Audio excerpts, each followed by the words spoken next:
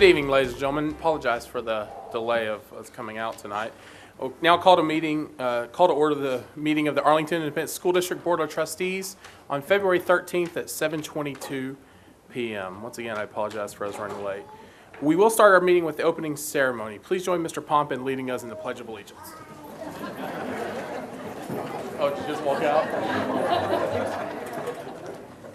Pledge allegiance to the flag of the United States of America and to the republic for which it stands, one nation, under God, indivisible, with liberty and justice for all. Thank you. Please be seated.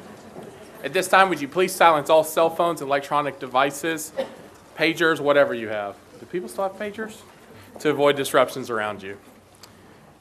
And now, if you would, please join me in a moment of silence.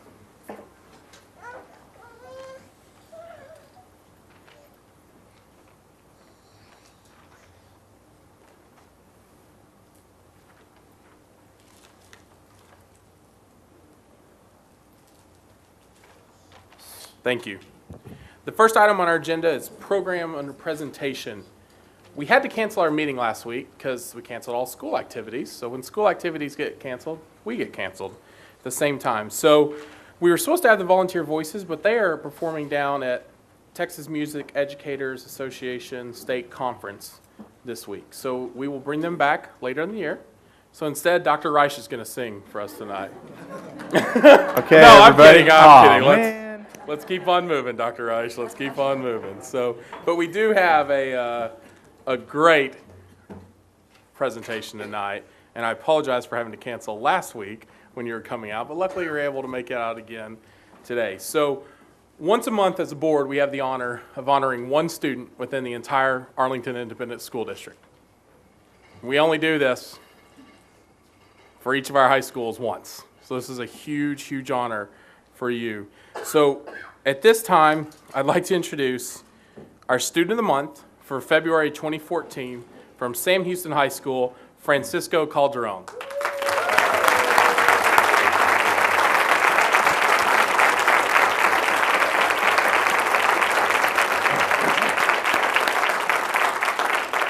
All right, Francisco, stand there. I get to brag on you for a couple of minutes, if that's okay. All right. Francisco is very involved at Sam Houston High School and embodies the true Texan spirit. Not only is Francisco an active IB student, which is amazing, but he is also a member of the Academic Decathlon, the National Honor Society, and the Texan Bell Guard. He holds many leadership positions at Sam Houston. Francisco is also an officer in the National Honor Society, social chair for the senior class, and he's a vice president for the Earth and Science Club. At the recent Academic Decathlon regional competition, Francisco was awarded multiple medals with a first place finish in science and second in both essay and economics. He finished fourth overall in his division and helped the Sam Houston team place third overall. As a member of the National Junior Honor Society, Francisco frequently tutors students at Carter Junior High School, helping them with their homework and also questions about high school and their future. At this time, please join me in welcoming and honoring our AISD Student of the Month, Francisco Calderon.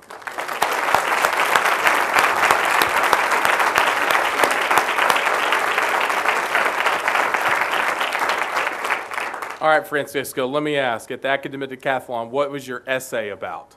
It was over genetics and Gregor Mendel and his contribution to science realm. Just wanted to hear that so we all realize we're not as smart as Francisco. Because anytime I hear an IB student start talking essay, I know it's going to be amazing in what you talk about. So, Francisco, at this time, please introduce your guest and any other words you'd like to say. Yes, with me here tonight are my family, my father, Francisco Calderon Sr. You should be applauded, yeah, without a doubt. My mother, Maria Castañeda, and my four younger siblings, Veronica, Sandra, Sophia, and Brenda. Perfect. Francisco, you're putting big shoes on for your little sisters right there. So, now, Francisco, you're a senior, correct? Yes. Okay, so tell this typical senior question. What's your plans? What do you want to do? Well, right now, I'm not really sure where I'm going to go to college this fall, but I'm leaning heavily towards Texas A&M University.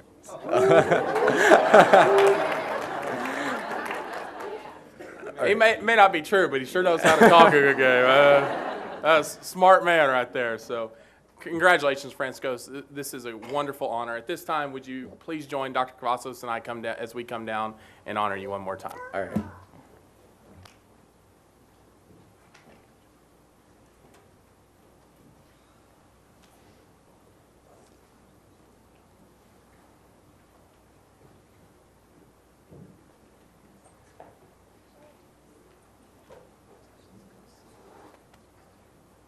Francisco, here's a pin. Only the Board of Trustees can wear it. You can wear it wherever you want. You can put it on your ID badge. You can wear it every day if you want. You can do whatever.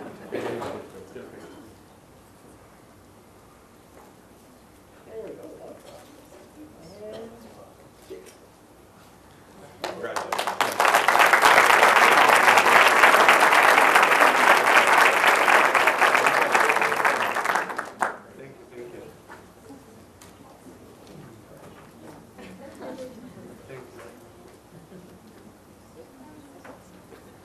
I like to make you think you're almost done.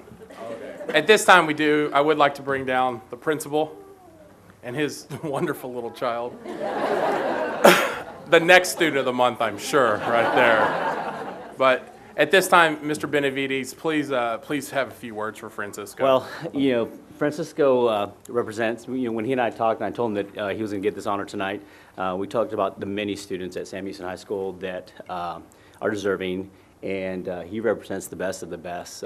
He is a leader on campus. He's an academic scholar. He works really, really hard. He wants to improve the things that are going on at Sam, and he steps up and is a real leader. Yes, he is, right? And, this is the 50th anniversary of Sam Houston High School, and the senior class have been amazing, welcoming the alumni back, getting the campus ready, preparing for all the events that we've had, and again, that's why when I told Francisco he was going to get the award, but again, he represents the many wonderful students that work work alongside us, and again, just do an outstanding job for us. So, thank you for this honor tonight. We appreciate it. Thank you, Mr. Benavides, and Francisco, once again, thank you and congratulations. President Hogg. Yeah, Mr. Hibbs. Fernando, don't go too far. Let me share something. You are at Sam Houston at the right time. Is this not just a Superman of a principal right here? Sam Houston has so much going on. They just reinstated their PTA. They're celebrating their 50th. Their soccer teams both won last night. The boys are still undefeated in district. That's correct. There is so much excitement going around Sam Houston right now, and I want to tell you personally that we appreciate that and we notice that. Our girls wrestling team were runner-up in the region, district champs, and they're competing at state this weekend along with a few other finalists. So yeah, there's a lot of great things going on, and Francisco's part of the academic decathlon team, third place in the district, actually the region, right? Was an amazing feat. So we're very proud of all the students at Sam. And we're proud of you. Thank you. Thank you. No, thank you very much.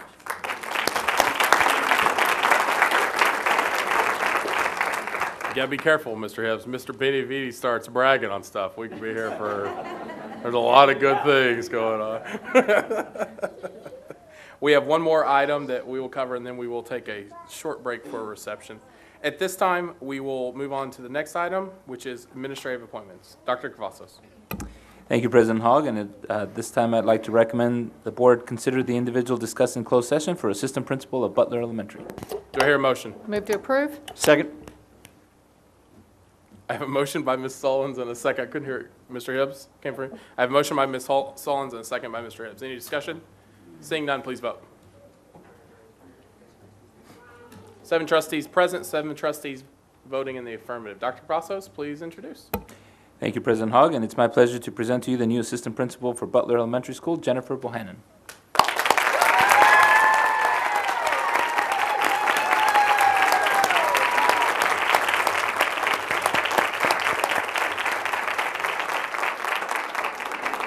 Jennifer attended the University of Texas at Arlington, received her Bachelor of Arts in History and Education, attended UT Arlington for her Master of Education in Leadership and Policy Studies. Most recently was an instructional coach at Farrell Elementary, has taught 6th grade and 5th grade at Farrell Elementary. Jennifer, congratulations. Anything you'd like to say? Anyone you'd like to introduce? Yes, Board President Mr. Hogg, members of the board, and Dr. Cavazos, I am humbled as I stand before you and very thankful for the opportunity to be the assistant principal of Butler Elementary. I'd like to thank my family and my friends that are here. I have my parents, Ann and Bill Sexton. Thank you for your love and just constant support. Also, here with me tonight is my very supportive husband, Brandon. Wave, honey. Thank you for being my biggest fan and for picking up all the slack so that I can chase my dreams. Also, I have with me my biggest blessings from God, and those are my children. I have Grant, who is in heaven. I have my son, Jack. Hey, Jack. And my son, Owen. Yes. Yeah. Thumbs up, wave. I love you all very, very much, and my wish, Jack and Owen, for you is that you also will find that thing in life that is so much more than a job. I would also like to thank some very special mentors, and I don't think I would be standing before you tonight thrilled about this appointment without their teaching and their guidance and their encouragement. Lester Wolf, Jeannie Curtis, Melissa Garcia, you saw something in me long before I saw it in myself, and your faith in me means so much to me. To my Farrell family, I want you to know that I am forever tied to you. I will always remember how you carried me and my family through good times and bad. To Dr. Harbrook, Mrs. Humbles, and the interview committee, you sure know how to keep a girl on her toes. In all seriousness, thank you. I am proud to have been selected, and I want you to know that your confidence in me means so much to me. I am looking so forward to serving this wonderful school community. I feel honored to be their assistant principal. I could not be more excited to be a Butler Bronco, and I will serve the students and the staff and the community with the very best I have in me each and every day. Thank you.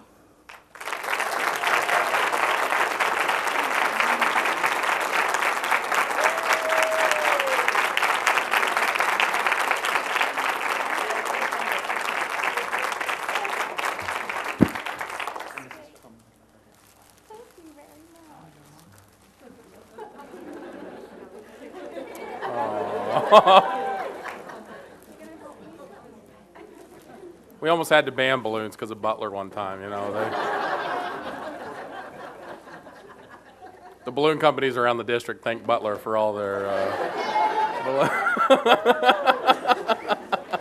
Sorry, Kelly, I had to. Jennifer, as is our custom, if you would, please follow Scott out to the lobby for a receiving line so each of us may meet you and welcome you to the district. I guess you're already at the district in your new position. If you would, please let the board go first. We'd appreciate that. We will take a brief break. We will be back approximately 7:45-ish.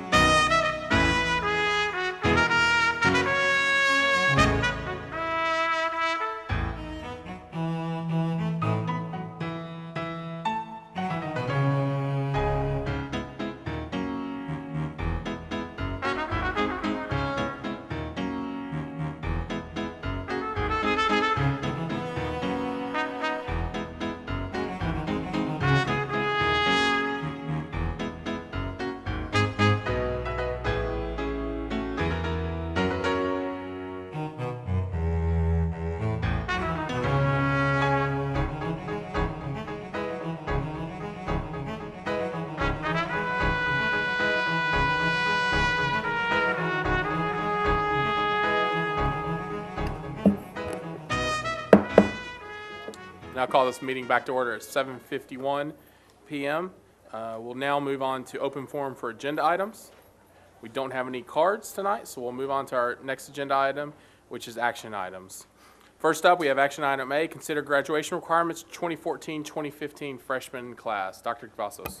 Thank you, President Hogg. And this evening, we'd like to review again the graduation requirements that we're recommending in terms of our graduation plans for Arlington Independent School District. And we've covered this before, and there's been a couple of updates, not very many, but a couple of updates. And so Evan is going to go through that information again and be open to any questions. Evan. President Hogg, Dr. Cavazos, members of the board, good evening. I will go over much of the presentation that we did the last time, and I'll be happy to answer questions at the end.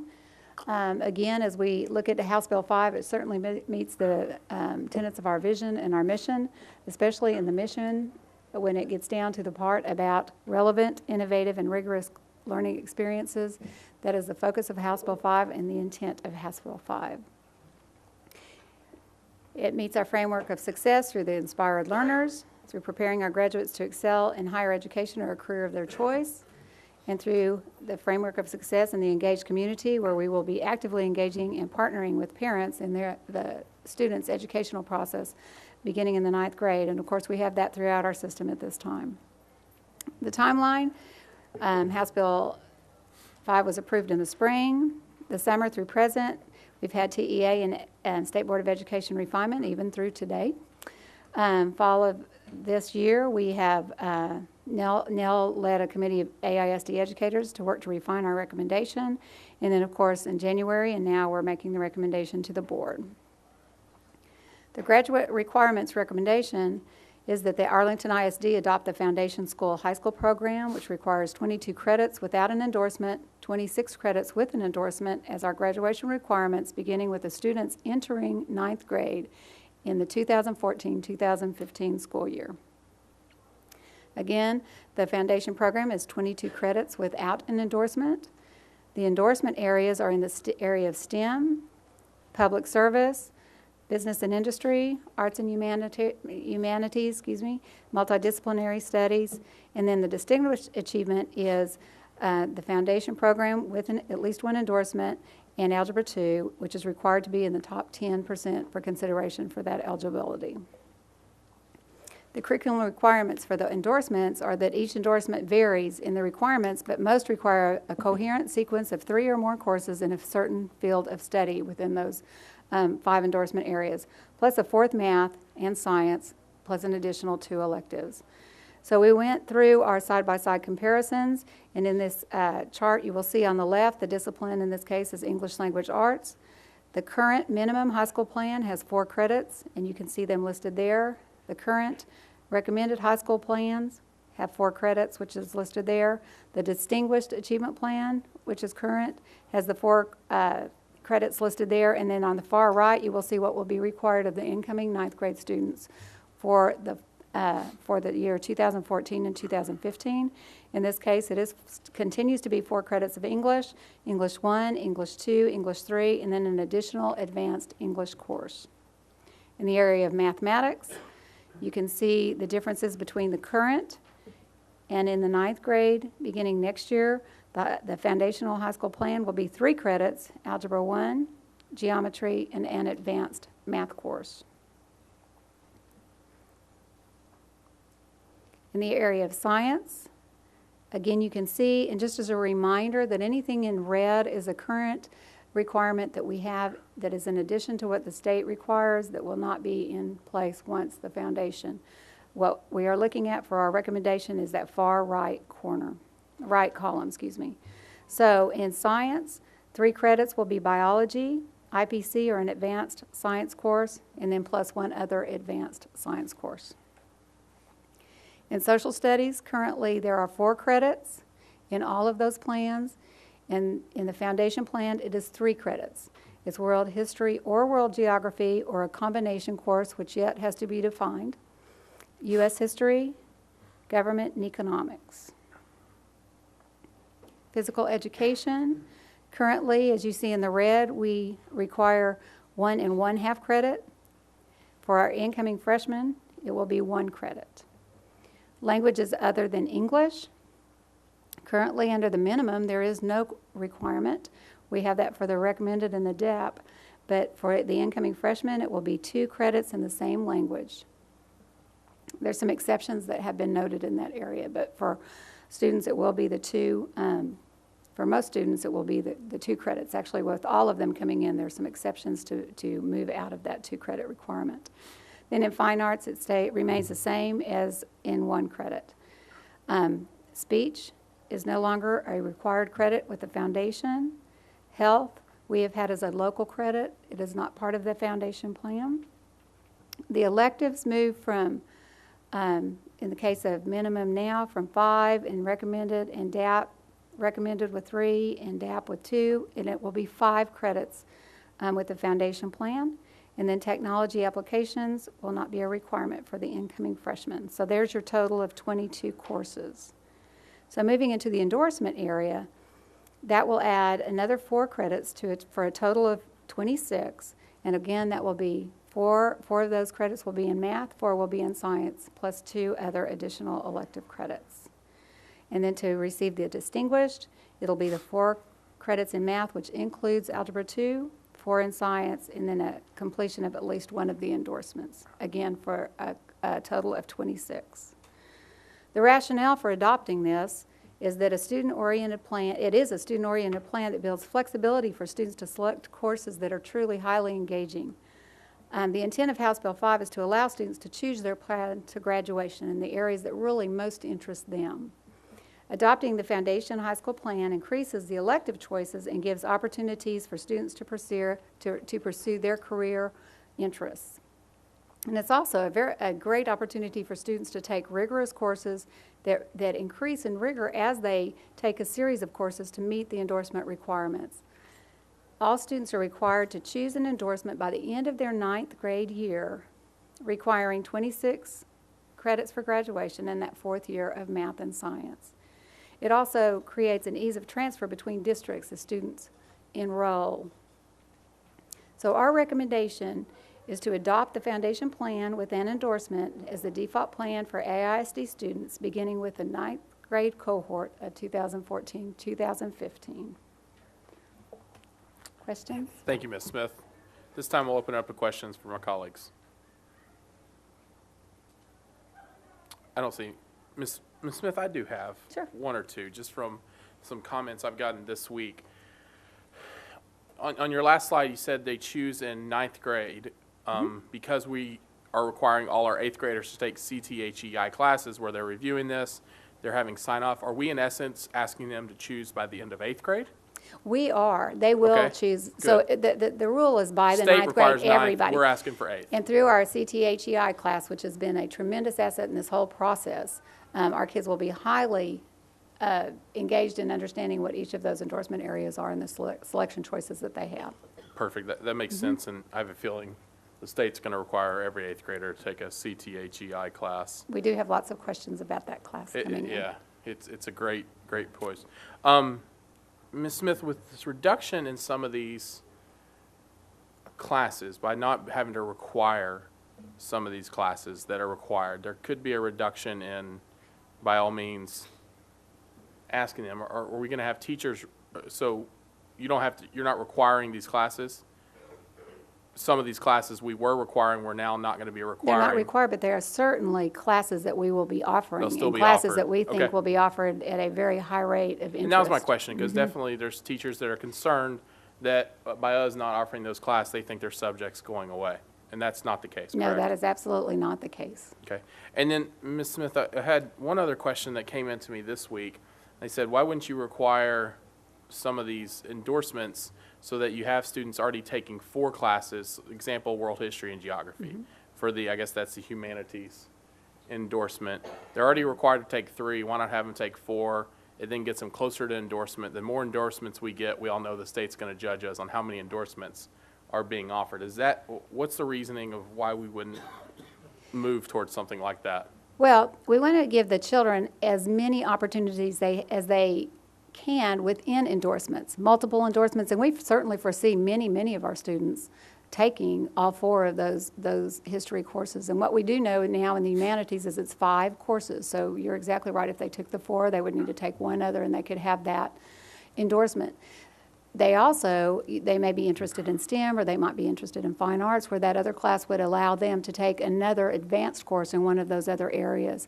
But our encouragement is going to be for them to take as many of these rigorous courses as possible. Many of them will be taking all 4 of those. Is the same thing almost for some of the other endorsements that we already require 3 and adding one more? I mean, we would have to do that for every endorsement if that's what we were doing. Is that a Yes. fair statement? Close? Possibly. Yeah, just there's so many different wonderful paths to get there now that there's going to be a rich alignment of courses that any student can take in any of these 4, 5 And by us, I endorsements. mean, we offer school choice in our district, so why not offer our students course choice a little bit? So I like the proposal. I do want to make sure we have a plan, and I think our 8th grade class pushed that, but how do we, because we all know that's going to start being the judging factor, is how many endorsements have students gotten. I think the state's going to start looking at that. Rating sites are going to start coming out on that. I think it's something And that we is a need to make true sure we push students and say, hey, you're close. How's this endorsement? If we think the endorsements are that valid for the future of what they're doing. So that's all I have. Mr. Pompa. Thank you, President Hogg.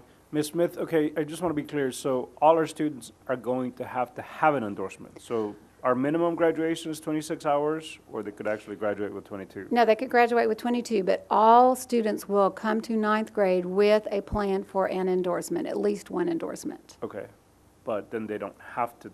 They have to keep that endorsement in place at least through the end of their 10th grade year. And at that point, there's a process much like the process in place now. And Nell probably could speak to this better than I, so she might tap me on the shoulder if I get this wrong. But at the end of that time, there's a process much like you opt out for the minimum now that will be in place that the state will have a prescribed form there. But that is certainly not our goal. Our goal is to get as many students as possible graduating with an endorsement at a high level. Right now, what's our minimum number of courses that, of credits that our students need to graduate? I believe it's 24. So we're going to go down in the number of courses that we require to graduate We're as a asking, district? we're asking for 26. Yeah, but Then- we'll but accept 22. We'll accept 22. And right now, we don't accept anything less than 24? Yes, sir. But just to add something to that, some clarity there, the state doesn't require 24. Arlington, we require 24. And, Correct. And so it's not any less than the state requirement. Yeah, this I think I misunderstood this last time. I thought I had understood that we were going to require that they graduate with a minimum of 26 credits that everybody had an endorsement. It's very similar to it parallels the recommended plan. So the default currently, up until right now, it's recommended 26 credits, right? 26 currently. But students can, after they get into high school and they make different choices, they can graduate under minimum. That's current before any of this discussion. That parallels this discussion tonight. The default is you pick an endorsement. We counsel you. You take courses to the endorsement, to the 26 credits. So we're still at the 26. And then if you make choices or different situations, then you can graduate with the foundation school program or the foundation program. So it parallels what we have today other than the amount of credits required. And I know we talked about this a little bit. So if you graduate with just the 22 credit hours from high school, are you qualified to attend any of the universities in Texas? I believe that the plan will allow you to apply to any of the four-year universities, Okay. whereas under the minimum, it is to the junior college system. Currently, the minimum, you could only apply to junior high, but the But not new junior foundation, college, yes. without any endorsement, you can still apply To a just for the 22 hours, 22 credits, you can apply to any of the four-year universities? Yes, to the four-year universities. Okay. Which, of course, that means you can also apply to a junior college. Absolutely. I kind of like my idea better. That we required an endorsement, but okay. Thank you, Mr. Pompa. Ms. Pena.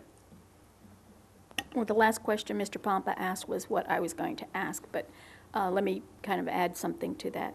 Now, when you did the 22 credit hours, is that the least amount, or is that the target that the state set for us? That is the target, that is the foundation plan set by the state. Okay, and often it doesn't align with, they don't take everything into consideration, and I'm glad to hear that they've aligned it so that the child can still go to college if they want to.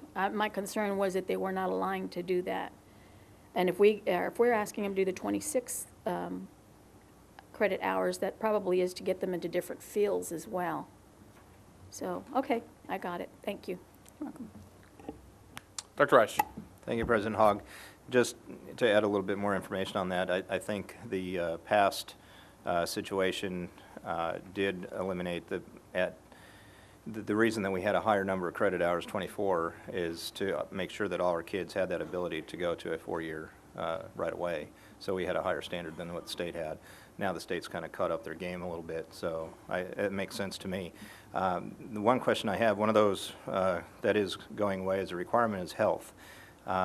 Where will our students get that type of education that they're currently required to get now? Well, first of all, health will still be a course that we offer, and I Right. think many, or most of our students will continue to take that course. Another thing is our SHAC committee is really getting active now under the leadership of the Science Department and Health Department, where we're really working on on beefing up our comprehensive health program, which is really K through 12. Okay. Okay, because there's different schools of thought. There's lovers and haters of the health half credit requirement, and not taking sides, I do see a benefit of some of that information. But I'm glad to hear that we're going to have more of a comprehensive approach, because they're valuable facts that our kids need. So. And part of our strategic plan, year 3, has a wellness component. Yeah, well, that's what I'm asking. I'm a health guy, so. Yeah, thanks. Wellness for our staff and wellness for all of our students. So it is definitely, there's many ways you can do, maybe it's not even an official class they take, it's something extra they're doing. So, Mr. Barron. Thank you, President Hogg. So our recommended plan is going to be the foundation plan plus an endorsement, which is 26 hours. Every student is going to have a plan coming out of 8th grade that says, I'm going to do 26 hours. Yes, sir. The 22, the basic foundation plan, is truly a fallback position for kids that, for whatever reason, just aren't doing it for their 26 to get their endorsement. Yes. That reasonable? That's reasonable. Okay. We have to all understand it, that we're offering 32 credit hour opportunities during the normal school day. So we will have students who graduate with 32 credits. Multiple endorsements. Yeah, which is multiple endorsements, and that's our goal. I agree. And the whole point behind this effort is to allow students to pick courses in the field that they want to study, which will motivate them to do better in all their courses, rather than force them to take 4 maths, 4 sciences, and 4 other things. Maybe they'll take them, but we're not forcing Algebra 2 anymore. And that's a big issue. Math teachers, you still got jobs. Oh, yeah, absolutely. They'll always have jobs. Mr. Barron, I think you're right on. And also, as we move towards all students having some type of CTE involvement, extracurricular, those are things I think this board's decision to stick with the block scheduling and offer those extra credits is going to be a big investment, and it's going to pay off well with this new plan. Dr. Reich. Thank you. I forgot I had one more question. I don't know which course it was. You commented that an additional course not yet defined. The combination course between the world geography and the world history. Yeah, and is that going to be our autonomy to create that, or is that We would a need to- state board I thing? think we would wait to get guidance from the state on that course. Okay, okay. I'm just still curious where that fallout's going to be, how much we get to do in this. Thanks. Perfect. Thank you, Dr. Reich. At this time, if any colleague wants to make a motion, we would definitely be willing to accept it. I move that we adopt the foundation plan with an endorsement as the default plan for AISD students beginning with the grade 9 cohort of 2014-2015. I have a motion by Mr. Barron. Do I have a second? Second. Motion and a second. At this time, any further discussion? Seeing none, please vote. 7 trustees present, 7 trustees vote in the affirmative. We have graduation requirements for this year. Next, we'll move on to action item B, consider all matters incident and related to the issuance and sale of the Arlington Independent School District Unlimited Tax School Building Bond Series 2014. Dr. Cavazos. Thank you, President Hogg. And at this time, Cindy Powell will give a presentation of our last bond sale here. Cindy? Yes, good evening, President Hogg, board members, Dr. Cavazos. Tonight we bring for the board's consideration a request to order the sale of bonds in an amount not to exceed $17,610,000. In November of 2009, the AISD voters approved a bond proposition in the amount of $197.5 million.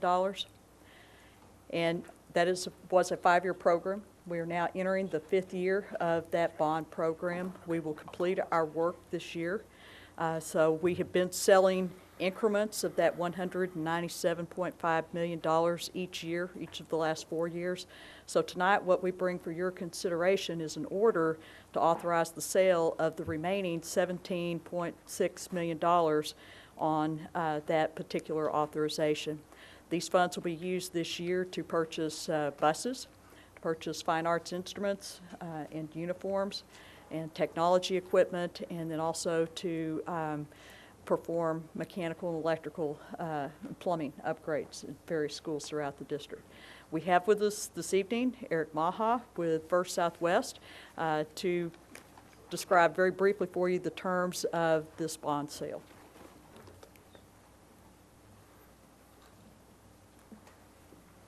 Good evening, President Hogg, Dr. Cavazos, members of the board. As mentioned, Eric Maha with First Southwest wanted to provide a brief overview of the bond sale. The bonds were priced last Wednesday.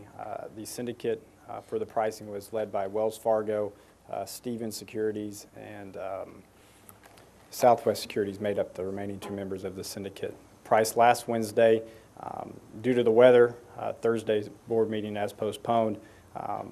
The underwriters were willing to hold their pricing until tonight for this order to come before the board, which is somewhat unusual in the bond world for investors to hold their bid for that period of time, but we were pleased to see that. Real briefly, the interest rate came in at 2.82%. That's the effective rate. The yields on the bonds ranged from 0.37 up to 4.2%, but the effective rate was a 2.82%, which similar to past bond sales, these bonds have been structured in 4 components, with the main component being for technology purposes. We structure those with a short repayment, 5-year repayment on those. That lowers the interest rate, considering that principal is being paid off sooner than planned. For comparison, we sold bonds for Abilene ISD, $87 million the following day. Their effective rate came in at 3.99. Somewhat of a different structure. Their maturities were backloaded, so you can see the benefit of paying off that principal early does achieve that lower interest rate. And also, the district's a very highly rated district. Prior to the bond sale, the district's ratings were affirmed at a AA by Standard & Poor's, AA1 by Moody's. Both rating agencies, that's 1 notch below their highest rating category. So it's a very strong rated district. These bonds also have the permanent school fund guarantee. That's a credit enhancement product through TEA, very inexpensive. It ensures that the bonds trade at a AAA level. So overall, we feel like it's a very good interest rate. The bonds are callable beginning February 15, 2023. At that time, the district would have the option to refund for savings or pay off the bonds. So with that, I'd be happy to answer any questions on the bond sale, any questions on the numbers in general, if the board may have any. Dr. Rush? Just one question on the AAA rating. Is that due to, is that just in general for any district, or is that because of our strength already that allows us to get to that AAA with the FSP? Yes, sir. In a bond sale such as this, we have more or less 2 ratings. We have what we call the enhanced rating, that AAA rating, based on the permanent school fund through the state. All Texas school districts have access to this permanent school fund rating, this AAA rating. Cities and counties do not. So by purchasing this AAA rating, you ensure that you're going to trade at the lowest interest rate. Okay. Even without that AAA rating, the district's underlying rating, very strong in the AA category. Just looking statewide, there's 7 districts in the AAA category, and Arlington ISD's a step below. So there's only 7 districts rated higher than Arlington ISD throughout the state. So, Thanks. Thank you, Dr. Reich. At this time, we'll take any further questions or a motion. I have a motion. Perfect. Mr. Brown? I move to approve the adoption of an order authorizing the issuance and sale of the Arlington Independent School District Unlimited Tax School Building Bonds, Series 2014, and approving all other matters pertaining thereto. Second. I've got a motion by Mr. Barron, a second by Mr. Hibbs. Any further discussion? Seeing none, please vote. 7 trustees present, 7 trustees vote in the affirmative. Thank you. We'll move on to the next discussion action item. Consider and take action on an order calling a bond election in District May 10, 2014. Dr. Cavazos. Thank you, President Hogg. And as you recall, the Citizens Committee brought forward recommendations of our capital needs, and the board considered those at the previous board meeting. Tonight, Ms. Powell has a presentation to recap those capital needs identified by the committee for your consideration. Ms. Powell. President Hogg, board members, Dr. Cavazos, good evening again. As Dr. Cavazos mentioned, you well remember that on January 29th, our 2 co-chairs of our Capital Needs Steering Committee brought forth the final report from that committee to the board. One of our co-chairs is with us this evening, Chad Bates, and we thank him for attending. We also have at least one other of our steering committee members here. It's David Wilbanks, and I'm not sure if there's anybody else from the steering committee here. Okay. Our other co-chair this evening is traveling out of the country, and he regrets that he could not be with us this evening. But the report that the co-chairs presented on January 29th represents the culmination of 5 months' worth of work by our steering committee. That committee was appointed by this board in September, and they've met numerous times, as you'll see here in just a minute. But all of their work focused around our strategic plan and developing and shaping capital needs to help us get to where we need to be with our strategic plan and our program offerings. Very quickly, just to rehash several things, the vision of the district is to be globally acknowledged as a premier school district. And our mission is to empower and engage all students to be contributing, responsible citizens reaching their maximum potential through relevant, innovative, and rigorous learning experiences. We talked at that January 29th meeting about the particular goals in our strategic plan that were really a focus of the work that this committee did. And we have a total of 11 goals. 4 of them were very specific to the work that this committee did, and those include the following. That the district would be a high-performing, technology-rich school district with leading-edge learning experiences that promote engagement, creativity, critical thinking, and achievement. And that another goal then, that the district would prepare our graduates to excel in higher education or the career of their choice. A third goal that really resonated with this committee and was specific to its work was that the district would be a leader in the education marketplace by providing world-class facilities while being fiscally responsible. And then finally, the last goal that was specific to the work here was that the district would provide a safe and secure environment. So throughout the process, the committee met a total of 6 times. There were 38 people on this committee, and it represented a wide range of stakeholders from throughout the district. We had individuals on this committee, who you'll see in just a second, ranging from parents, students, principals, teachers, city officials, higher education officials that made up the 38-member committee. They did meet 6 times to focus on the facilities component of this work. There were also 3 subcommittees that met separately multiple times and focused on the areas of fine arts, transportation, and technology. This is a list showing the breakdown of individuals appointed to the committee. Again, a wide range of interest represented here, from parents, principals, teachers. We had students, individuals from the business community as recommended to us through the Chamber of Commerce. We also had at-large representatives and representatives from both TCC and UTA. The committee used a tremendous amount of data to inform their work and help them prioritize needs throughout the district. They looked at information from a very comprehensive facilities assessment that was contracted through Jacobs Project Management. We also looked at enrollment forecast and building capacities as well. We used information gathered from the community at community dialogues through questionnaires that individuals filled out at those open forums, and also from online postings of those questionnaires. And then finally, a survey, a community survey that was done asking individuals throughout the community about their impressions, their opinions on some of the items being considered by the committee. The committee focused its work on 4 broad categories of needs. They were facilities, fine arts, safety, security, and technology, and transportation. And I'll go briefly through the components of each one of those, starting with facilities. There's some new construction in this plan, including a career technical center. This would be a district-wide facilities where students would come to take career tech courses. Students will remain enrolled in their home campus and shuttle in and out of this facility each day to take their career tech courses. We'll offer a combination of technical and trades courses at this site, including technical dual credit courses. The recommendation is that this facility be located at the current Hutchinson Junior High site. As you'll see in a moment, another piece of this, some other components to this proposal.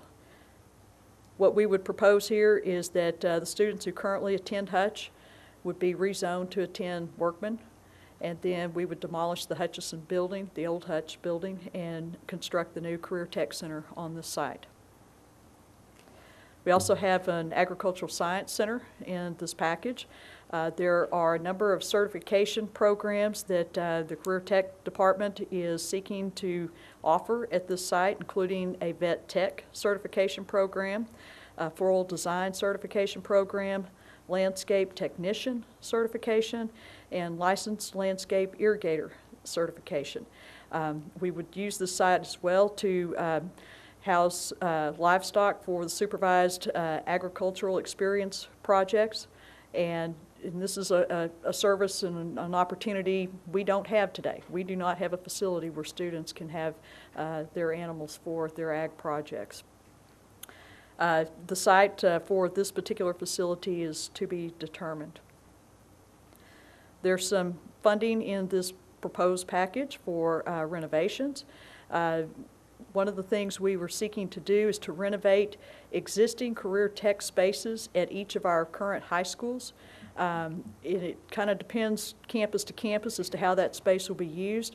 In some places, we may take classes that are currently used for career tech. Once those courses may move to that career tech center, then we would go into those spaces and renovate them, perhaps for other career tech courses. We may renovate those spaces for regular ed courses or other instructional classroom needs at that campus. One of the other things we're looking at doing is providing a fine arts center for the district. This particular facility would have a 2,500 seat performance hall. It would also have classroom space. So again, students will remain enrolled in their home campus and will shuttle in and out of this facility to take classes, specialized fine arts classes. We will include in that classroom space virtual learning environments for our students. We also are proposing to offer an instrument repair facility at this site that will help us accomplish a couple of things. We'll partner and have a contractor who can operate their repair work out of this site, and then we can also partner with our career tech area and offer a certification program for our students to take classes that will allow them to become certified in this area if they have an interest to do that. This facility as well, the site is to be determined. Renovations associated with that particular program Also, we have some money in the package for that. Again, as we just discussed on fine arts, or on career tech rather, we would go into the schools where we have existing fine art spaces now and renovate and upgrade those facilities for the programs that are performed at those schools. Another district-wide facility is an athletics complex that is being considered and recommended by the committee. This athletics complex would serve all of our schools, all of our high schools. We'll have a natatorium in the facility with a 50-meter swimming pool and a diving pool. We'll also have space in the facility for gymnastics and for wrestling. For gymnastics, they will both practice and compete at this facility. For wrestling, this will be a competition space. Students will continue practicing wrestling at their home campus. And the location for this site would be to be determined. Now, the three facilities we've just discussed in terms of the location, especially the fine arts complex and the athletics complex, we're looking at partnership opportunities. And so the placement of these facilities may depend in part on partnership opportunities and what makes best sense from what we have available to us in terms of partnerships and what our district needs are. We would propose also to renovate existing athletic spaces at each high school. And this may allow us to create some additional classroom space in our buildings right now, as spaces that are currently used for athletics inside our building may be freed up. We will have a capability of offering some additional services and classrooms in those spaces. Along with this as well, there will be 6 new multipurpose activity centers related to athletics. We would propose to have one of these at each of our high school sites. This is an indoor facility that can be used by athletics groups, fine arts groups, and other extracurricular groups, and it's adaptable for multiple purposes. There will be one of these per school. This will allow our teams and our student organizations, our bands, to come inside, cheerleaders, drill team, when the temperatures are very extremely hot, and conversely, as it's been recently, very extremely cold, and still practice and work out. There will also be training rooms and weight rooms in these facilities. Additional renovation work that is planned for the package would include some work for special education. We would propose to create 2 different spaces, one at one high school and another at a junior high school in the south part of town for our alt curriculum program. We have an alt curriculum program for our most at-needs kids. Currently, there is a high school program at Bowie, and there's one at Barnett that serve the entire south part of the district, the Bowie network, Seguin network, and the Martin network. Those 2 programs are very, very full, and in some cases, students have to travel quite a distance to get to those schools for those particular programs. So we're proposing that we add another high school site and another junior high site in the south part of town to meet the needs of our kids in the alt curriculum program. We would also relocate the Newcomer Center and Venture High School from their existing locations into Ferguson Junior High. This is tied back to the career tech move. We talked a moment ago about the fact that we would locate the Career Tech Center at Hutch, on the Hutch site. The kids who currently attend Hutch will be rezoned to attend Workman. Currently, the Newcomer program is at Workman, so what we're proposing to do is to move the Newcomer program to Ferguson Junior High. The kids who currently attend Ferguson will be rezoned to Owsley Junior High. Then would also move the Venture High School program from its existing site into Ferguson. So Newcomer and Venture would share the Ferguson site, operate both those programs there, and this will allow us some opportunities to grow both those programs in the future. This particular solution for both the Career Tech, the placement of the Career Tech Center, and the use of Ferguson Junior High are really based on data that showed us throughout the process that we have a tremendous amount of excess capacity at our junior high schools throughout the district. And so as we looked and discussed what our capital needs were, we had to address the fact that we were significantly underutilizing our junior high school buildings. And so as we built our recommendations, we built solutions to improve our utilization of junior high schools and our facilities by completely shutting down one existing school and relocating kids from another school from Ferguson to Owsley, and then repurposing that Ferguson campus for 2 other programs. The Workman site, after we moved Newcomer out of Workman and into Ferguson, we will go into the Workman site and we will add some additional classrooms there, again, to help accommodate those kids who will be coming here from Hutchinson. There are 2 new elementaries built into this particular bond program or capital needs package. One in North Arlington that would be located on property that we already own on Baird Farm Road. This particular site would allow us to relieve overcrowding that exists right now at Ellis, Larson, and Sherrod elementaries. There's another site, another elementary plan for the east part of Arlington. It's further south. We would propose to build a new elementary school on the north side of the Workman Junior High campus, and that would allow us to relieve crowding that exists today at Amos, Bergen, Foster, Goodman, and Morton. This particular elementary school has been part of a plan that the board approved in the fall of 2012 to address crowding in general throughout the east part of the district. And so this was one that we identified in 2012 as a location where we needed to build a school and provide relief to the elementaries around there. We already own the land. That was a former high school site, so there's a very large campus there, and there's space to actually construct an elementary on that same site, which saves us money and allows us to relieve these other schools. Site acquisition is also provided for in this package in the event that we determine we need to acquire additional land for any of those first few facilities that we discussed, the career, not the Career Tech, but the Fine Arts Center or the Athletics Complex or the Ag Science facility. Renovations in the package include, again, some funding to repurpose 2 existing elementary schools, one on the north side of town and one in the far southwest part of town, into dual language fine arts academies.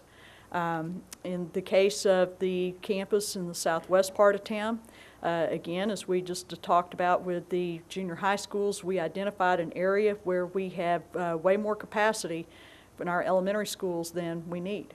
And in looking at ways that we can better utilize our facilities and improve program offerings and choice for our families, we identified that Corey Elementary School could be repurposed to a Fine Arts Dual Language Academy. And this would be phased in over a period of years. The students who currently attend Corey will finish out there. We'll phase in the new program. The kids who currently lie in what is the current Corey boundary will be rezoned to Wood and to Mary Moore Elementaries in the neighboring area. On the north side of town, the Rockmore facility is in an area that is transitioning in our community. There is a new apartment development taking place in North Arlington. This particular development will take some old apartments, tear them down, and construct in their place some high-end lifestyle apartments. So our expectation is that because of the change in the type of apartment located in the area, our enrollment in that neighborhood will decline dramatically. And so we are looking to repurpose a school in North Arlington to offer that same fine arts dual language program that we talked about for the south part of town. And so this was a very logical place to do that. The students who or families who reside in what is currently the Rockmore Elementary boundaries will be part of that boundary redraw that involves the new elementary in North Arlington.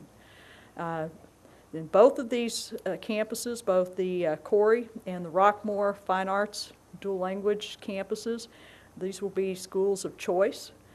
Parents and their students can apply for admission to the programs, and they will offer a multifaceted fine arts experience then with dual language instruction. And in a dual language program, students receive 50% of their instruction in English and the other 50% in foreign language. For all of our elementary schools, we will construct 2 science labs and 1 strings room. In some cases, we'll be able to go in and take existing rooms and renovate them, repurpose them into science labs and to strings rooms. In other cases, if there's not a space that is surplus, if you will, in the building, there may need to be a small addition at the school. But at the end of the day, at the end of this program, every elementary school will have 2 science labs and every elementary school will have a strings room. There are several elementary schools right now that have science labs or may have 1 science lab. In some cases, elementary schools have taken some of their carryover funds and their own budgeted funds and created a lab. In those cases, if they already have a lab, they may just need 1 more. But again, at the end of the program, every elementary will have 2 labs and 1 strings room. Through the facilities assessment that kicked this entire process off, we identified a number of needs throughout the district. Literally every campus is touched by the needs that were identified. We used a set of common standards to evaluate all of our campuses. The standards were developed last spring with input from teachers, principals, central curriculum staff, special program staff, our plant services folks, and then all of our campuses were assessed against those standards. The facility improvements include security entrances at all of our elementary schools and additional keyless entry points at all of our schools. In the 2009 bond package, we had funds to install a keyless entry system at every campus. That system is installed and fully functioning. There are card readers on a handful of doors at each building right now where a staff person who can swipe their badge and gain access into the building.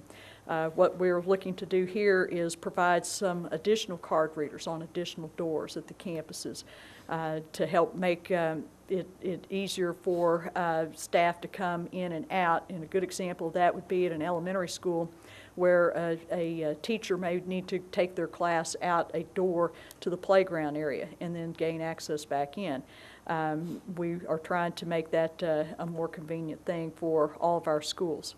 Parking lot improvements and expansion for our schools, flooring and ceiling improvements throughout the district, landscape improvements to help improve the curb appeal of our buildings. Mechanical, electrical, and plumbing upgrades. We have some old HVAC equipment throughout the district, some older electrical panels that certainly need to be replaced, and so there's funds in the package to do that. There's also money in the package to take care of scheduled roof replacements and repairs. All of our systems, our building systems, be it roofs, HVAC systems, electrical systems, all have a useful life. And so part of the detail that was gathered with the facility assessment captures those lives and then schedules out the point at which replacements need to be made. So the facility assessment identified needs that exist today that need to be corrected, and also identified those systems that will expire in the next 5 years. And so we provided funding for that. Americans with Disabilities Act. Part of the assessment included a detailed review of our compliance with and access in accordance with the Americans with Disabilities Act. And so there are needs identified in here to make improvements in that area. That's the sum of all of the facilities projects that are part of this package. We have 3 other categories then: fine arts, transportation, and technology. And the fine arts area, very similar to what we've done with 2009, we're providing instruments and uniforms. The big difference with this particular program is that we are actually increasing our inventory of instruments, whereas with 2009, Most of what we were doing with the fine arts money was replacing some very ancient equipment. This particular package will allow us to purchase additional instruments that can be made available to kids to increase their access to our fine arts program. One of the goals in the strategic plan was that 100% of our kids, or one of the objectives, be involved in extracurricular and co-curricular activities. And quite frankly, some of our kids cannot afford an orchestra instrument or band instrument. 70% of our kids are qualified today for free or reduced price lunch, and so we know that that's a challenge for families. We would propose with this particular package to increase the inventory of instruments so that we can make instruments available to kids that want to participate. And that will help us grow our fine arts programs.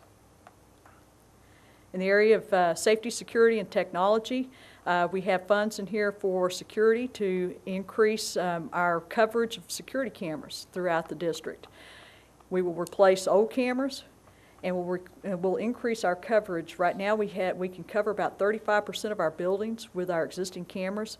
We're looking here with the funds that are in this package to expand our coverage to 80%.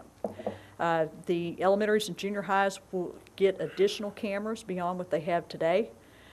At the high schools, they'll have the same number of cameras, but they're 360-degree cameras, so they allow us to view more portions of the building, more hallways, if you will. Also DVRs to store the data captured on the cameras. Also included is our funds for digital signage, which again, this is related to safety and security. It'll be integrated with our emergency notification system. Upgrading our PA systems. We have some very old PA equipment throughout the district, and we will, with the new system, tie that in also to our emergency notification capabilities so that we can more readily and easily send campus notices out to individual classrooms. A GPS system for all of our buses that will allow us to track where the bus is and also kids who get on and off the buses. Again, another safety and security measure. And then wireless phones for campus administrators. We also have funds to improve and upgrade and replace old wireless infrastructure throughout the district. We will look to increase our wireless capabilities and our internet access. We're also looking to increase our video technology capabilities for both instruction and professional development and our disaster recovery capabilities. We're going to continue the 5-year replacement cycle that we established with the 2009 bond program. All of our equipment will be replaced on a 5-year cycle, and where it makes sense to do this, we will move to virtual desktops. There are some places where that does not work, but if it's efficient and if it's an effective solution, then we're going to move in that direction in some cases. Campus copiers are a large expense, and they're also provided for in this package. One thing that was very, very important to us was to increase the technology that our students have access to. So we are funding additional mobile devices for students and teachers, and then also purchasing a mobile device management system. Classroom technology standards, we will ensure that every classroom has these things: a laptop for the teacher, projectors, screens, and document cameras. There's $5 million that the committee has included in this package for campus transformation initiatives. These are grants. We are actually implementing this year. It's been very successful. We will make monies available to campuses for technology purposes for innovative uses of technology that transform learning in the classroom. And the objective here is really to shift from a teacher-driven to a student-driven learning culture where kids take responsibility for their own learning. And finally, on the technology component, there's funding in the package for some specialized program needs, including art, athletics, journalism, special ed, and library services. On transportation, again, we had transportation was one of the components of the 2009 bond program. We replaced roughly half of our fleet in 2009. Well, this will allow us to continue that replacement plan to replace regular ed buses and special ed buses. We will also propose to add some additional buses to our fleet. In the case of regular ed buses, we're proposing to add 12 more buses to our fleet. This will help us service our growing needs for off-campus programs such as the early college high school, dual credit programs at TCC, and the Fine Arts Dual Language Academies, the Fine Arts Center, and the Career Tech Center that are all included in this particular recommendation. On special ed, again, replacing some older buses, and then we're proposing to add 6 buses because we've got a growing need for transporting special ed students. In addition to buses, there are funds in this recommendation to replace service vehicles. Specifically, we're looking to replace 130 older service vehicles over the next 5 years.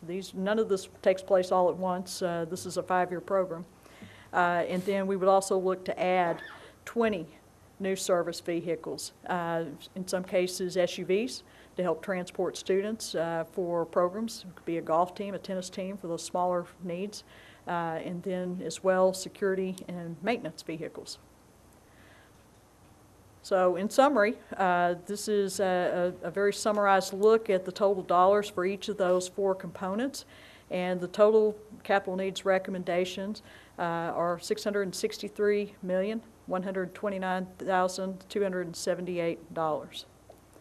We've looked at the tax rate impact for this. We discussed this with the board at a board work session on January 15th. We mentioned it again, I believe, at that January 29th meeting.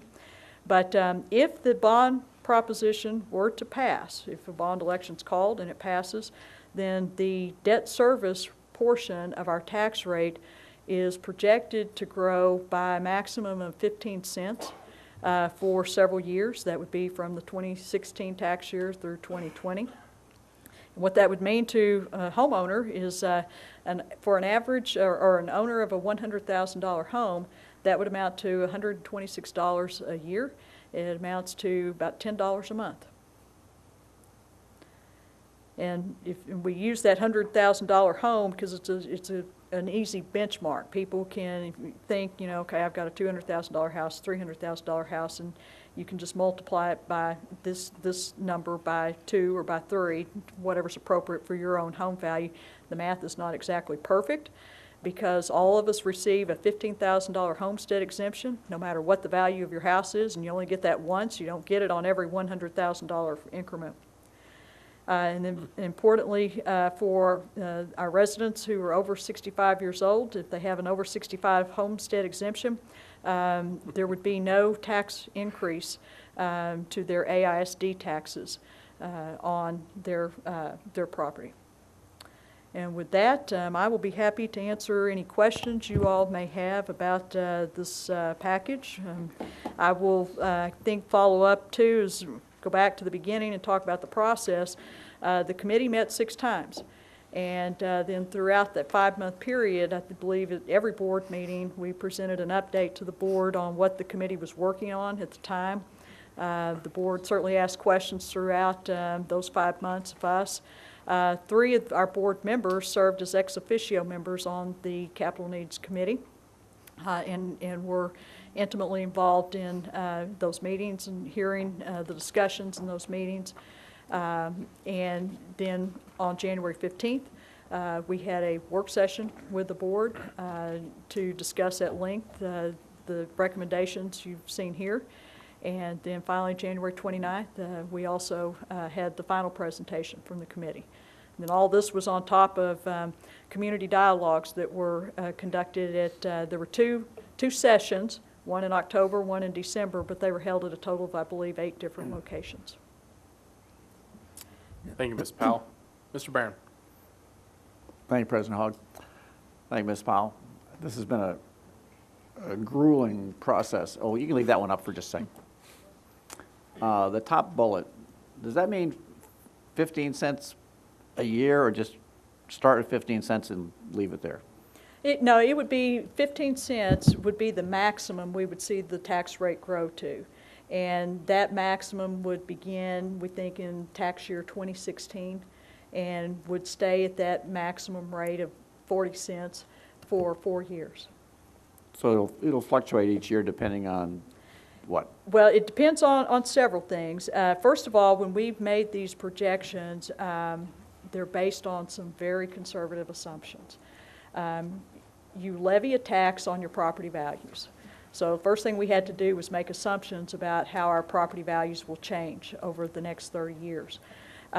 What we have projected out is that the property values would grow at 2% a year for the first 2 years, then 1% a year for the next 8, and then just 0.5% a year after that. So very, very conservative. Just as an example, this year we saw our values grow almost 4.5%. Last year it was 2.6%. So those are very conservative assumptions. Then interest rates will certainly impact this calculation. The interest that we get on future sales of bonds. We've made assumptions on when we will sell these bonds if they are authorized. We would not sell them all at one time, not all at the beginning of the program. We would sell some each year as we have projects that we're about to work on. We'll sell bonds specifically for those projects. And so it depends largely on the property values and on the interest rates we get on the bond sales. We have built into our model an assumption that we would be paying interest rates of 5% on these bond sales. As you heard tonight, the bonds we've sold tonight have an effective interest rate of 2.8%. Okay. I have some other questions.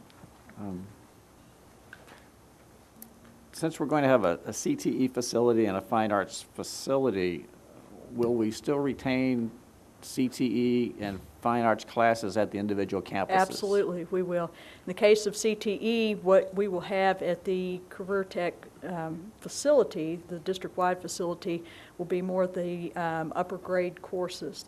And so students will still take their lower 9th, 10th grade more beginner level courses at their home campuses, and then transition and move in to those more advanced pathways at the Career Tech facility. Similarly, with fine arts, they will have fine arts on their home campuses and then have advanced offerings at the Fine Arts Center, along with some opportunities for virtual instruction in courses other than just fine arts.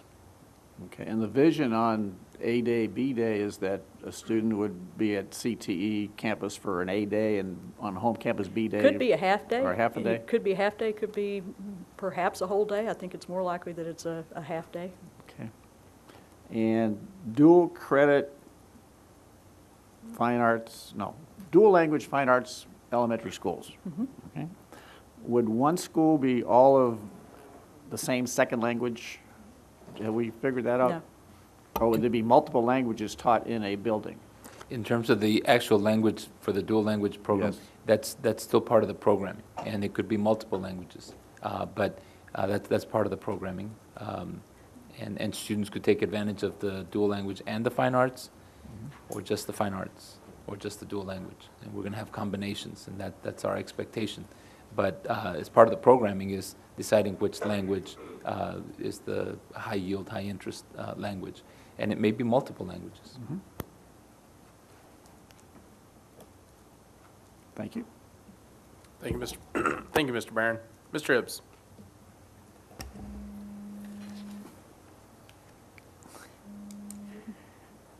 Thank you, Mr. Powell. I appreciate the presentation. I mean, it was a very detailed and in-depth one.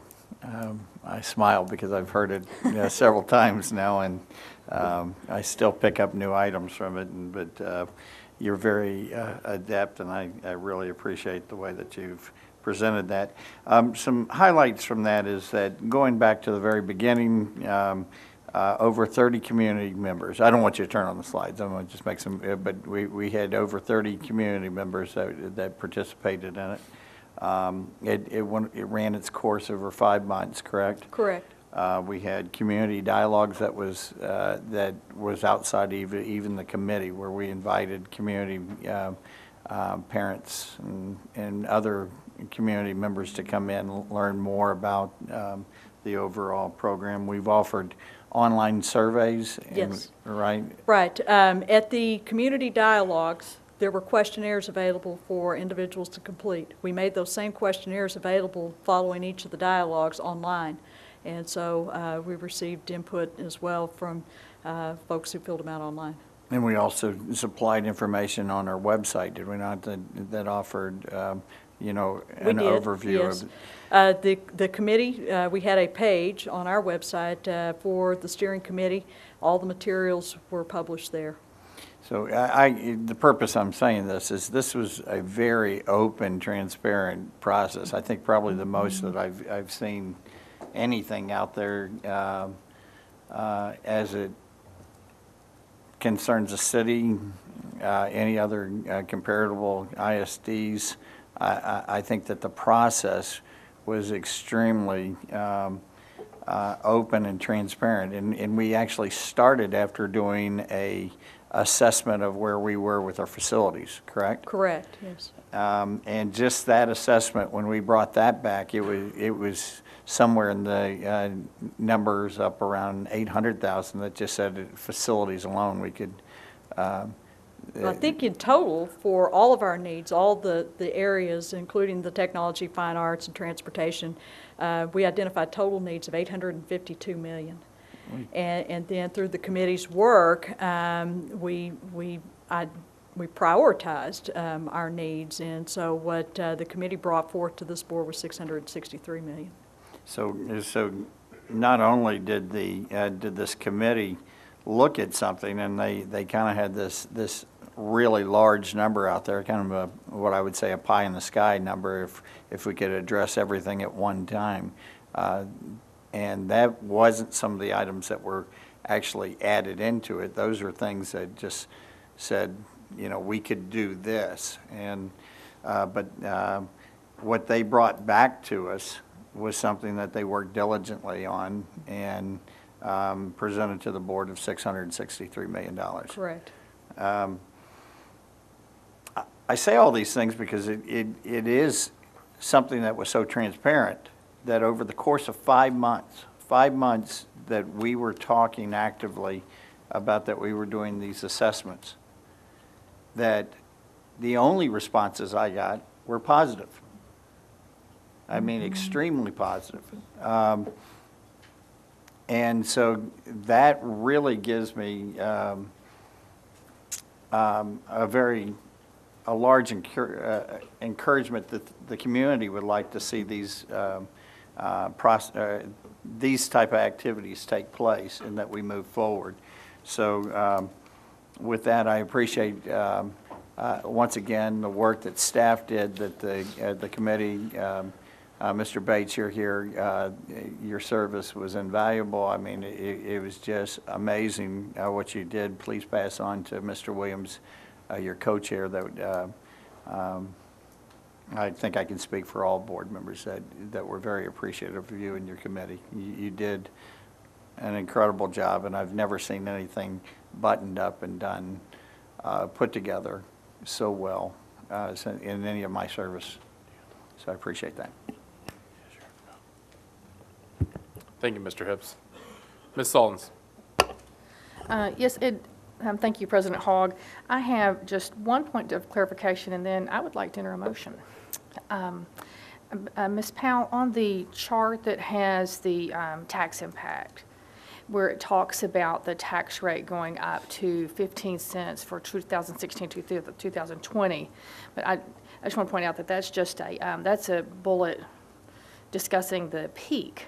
That certainly there'll be tax impact at a lesser amount than 15 cents for another time. Right. That identifies the peak very transparently. And you're absolutely correct. You know, what we tried to project, well, we have projections for the tax rate impact across the life of the program. This is the peak.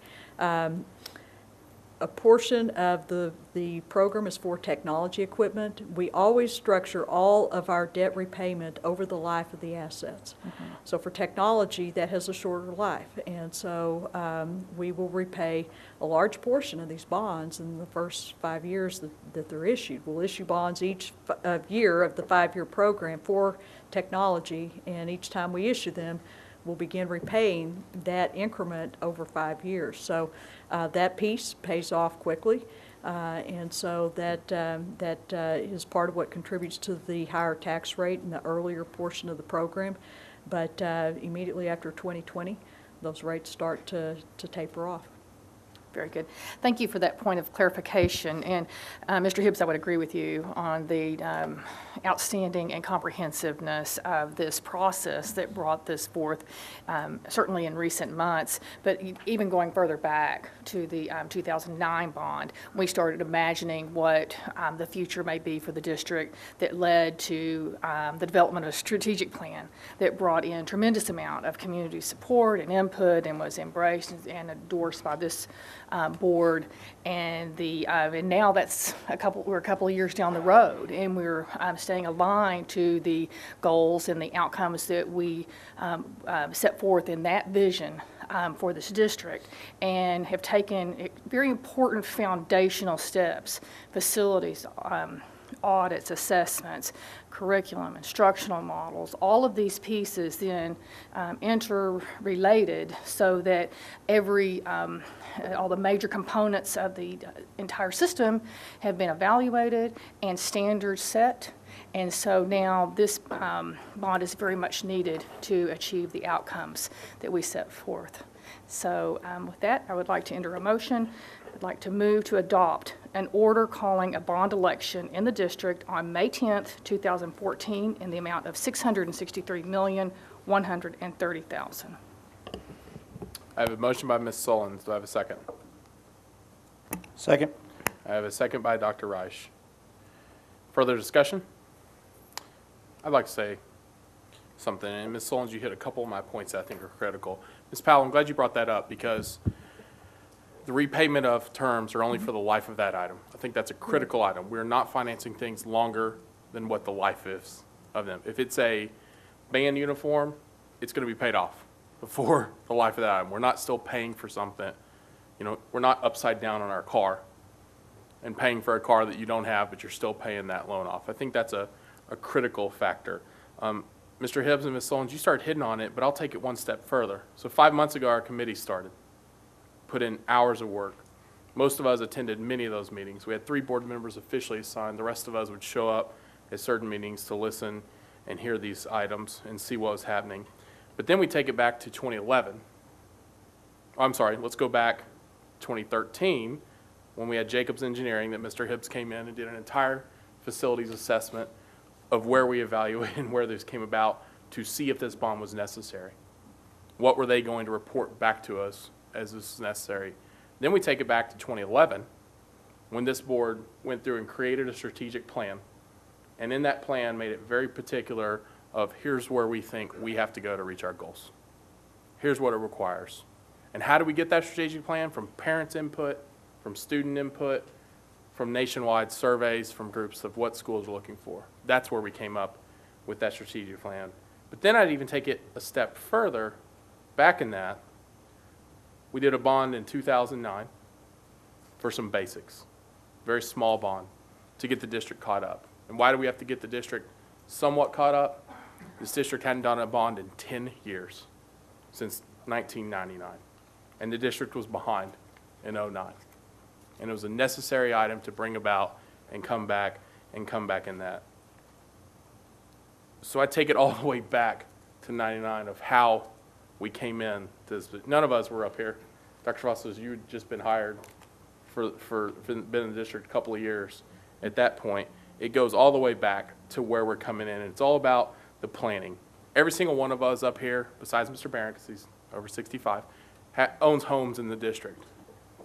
Well, I'm sorry, Mr. Barron, wait a second. Yeah, let me correct that. We all own homes up here, every one of us.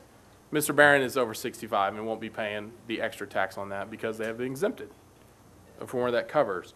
This is a major Sorry, Mr. Barron, for this is a major, major item. Ms. Powell, let me also ask you, as we go back to that 9909, what's our current rating? Where do we rate with other districts on our current tax rate right now? Compared to other Tarrant County districts, we are the third lowest taxing district in the county, okay? And we modeled, we said, well, if we were taxing today at that projected maximum tax rate, how would we compare to the tax rates levied today by our other Tarrant County districts? There are 11 that would still be taxing at a higher rate than us. And I think that comes from our board being very fiscally conservative. We've constantly avoided and not voted for tax rollback elections, which many of our colleagues in other districts have voted for. We've constantly avoided that, and we've put in the time and effort for a bond. So I, as one board member, to my colleagues, say congratulations. Thank you for all the hard work. To staff, thank you for all the hard work on this. And to all the committee and the citizens, thank you for all the hard work, because this is the right piece, it's the right bond, it's the right time for the right district. I wholeheartedly support this and look forward to voting for it. At this time, we have a motion by Ms. Sullins and a second by Dr. Reich. Any further discussion? Seeing none, please vote.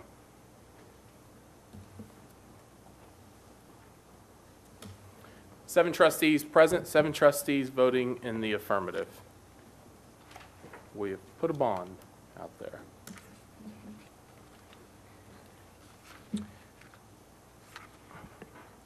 Next, we have discussion action item B, consider and take action on resolution providing for the administration of the May 10th, 2014 bond election. Ms. Powell? Sure. President Hogg, board members, Dr. Cavazos, this is a housekeeping item, if you will, related to the order of election that you just approved.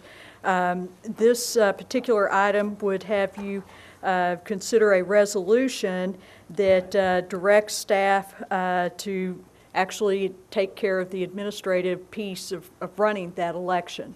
It involves such things as, it states in here that the elections administrator, the Tarrant County elections administrator, we will contract with them to actually administer the election. And then that elections administrator would serve as the early voting clerk for the election. They would also be responsible for receiving the applications for mail ballots for early voting. And they would appoint the presiding judges for the polling places for early voting and then also for election day voting. And this document also requires that the bond order, or states that the bond order can be amended as necessary to reflect additional or fewer polling sites that may be determined by Tarrant County Elections Administration before we actually reach that early voting period. And then it also states in here that the bond order will be posted at each polling site on election day. So it is a housekeeping matter. Perfect. Thank you, Ms. Powell. At this time, I'll take a motion. Mr. Hibbs.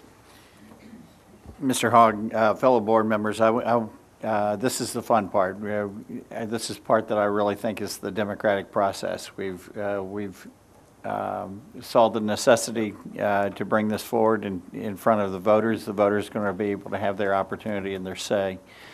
With that, I have a motion that I would like to read. Excuse me? Oh, I'm sorry. I move that we adopt a resolution for providing for the administration of the May 10th, 2014 bond election. Second? I have a motion by Mr. Hibbs and a second by Ms. Sullins. Any further discussion? Seeing none, please vote. Sorry, please revote again. I hit the wrong button. My fingers were faster than my fingers were faster than my. 7 trustees present, 7 trustees voted in the affirmative. Thank you. Next, we'll go on to discussion action item C, to consider schools closed for transfers to 2014-2015 school year. Dr. Cavazos. Thank you, President Hogg. And tonight we'd like to bring forward a presentation regarding our campuses that will be closed to transfers and those that will be open to transfers. And this is the time period where we consider transfers in our school district.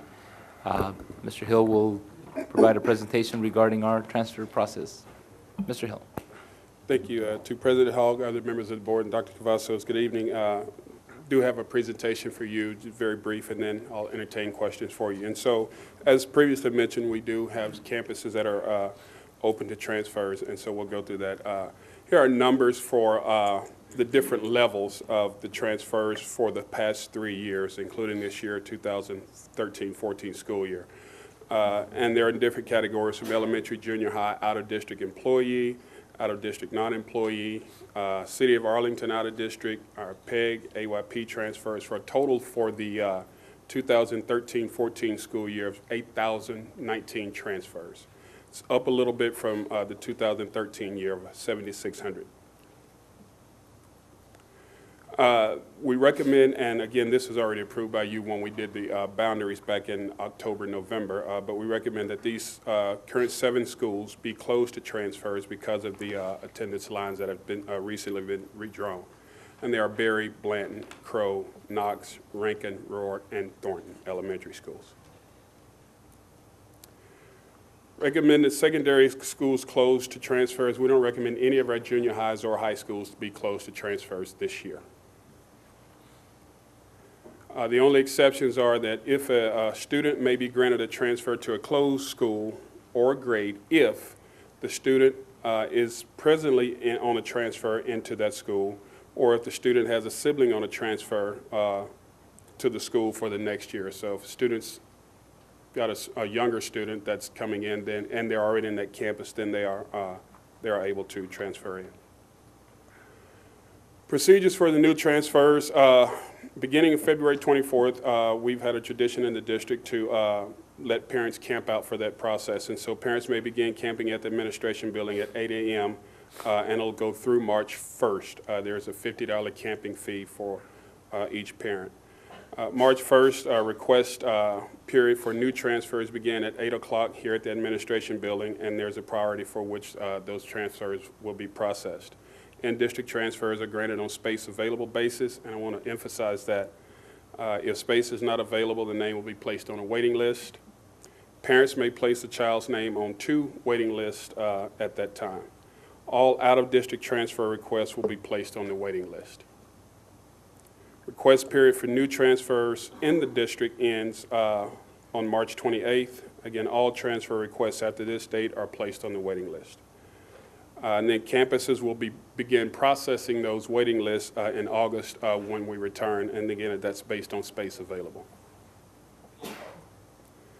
Priority, again, we'll consider in-district first, our people who live within the district, out-of-district employees, and so we want to honor our employees second, out-of-district City of Arlington, and then out-of-district other. In that order, and this is consistent with what we've done in the past. And so in-district new transfers beginning in March it's $65 a year, and then after March it's $100 a year, and it's $100 a year for all other groups at that point. At this point, if there be any, I'll entertain any questions. There are some questions, Mr. Hill. Mr. Hibbs. Really? Mr. Hill, thank you very much. I appreciate the work and effort that you always put into your presentations, and no exception here. Hey, one real quick question. That last slide you said that for in-district transfer, $65 in March, $100 after March, and then out-of-district, each one of those different categories are $100 a year. Second year, once a person had transferred from, it doesn't matter, the second year somebody has transferred, it's $65 for all. Is that correct? In the month of February. In the month of February. It's $50, and we do that because we're doing our staffing, and so we want to make sure that if a student is renewing their transfer, that we get that information good for that campus. So when HR goes through staffing, then they've got good numbers. Okay, so the first year, We are showing a break for our in-district community, and then, That's correct. But then thereafter, we're expecting them, if they want to maintain, we're offering $50 for each. That's person. correct, to renew. Couple observations here. You know that 12% of our students, based on a 65,000 student population, have had the ability to transfer between schools. What that tells me is for parents that have maybe thought, should we be looking at charter schools, some other different type of alternatives, I would ask you why.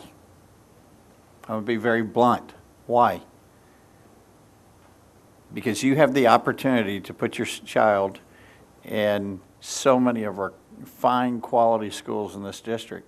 There is no reason that you should have to seek out other options. You've got the best options right here in Arlington. I think that we offer a lot of flexibility in what we've got coming on board through our strategic plan. I would just ask parents why. I think that you're going to find out that this is where your kids need to be. You've got just high quality, high level schools that we know kids are being able to advance to high levels.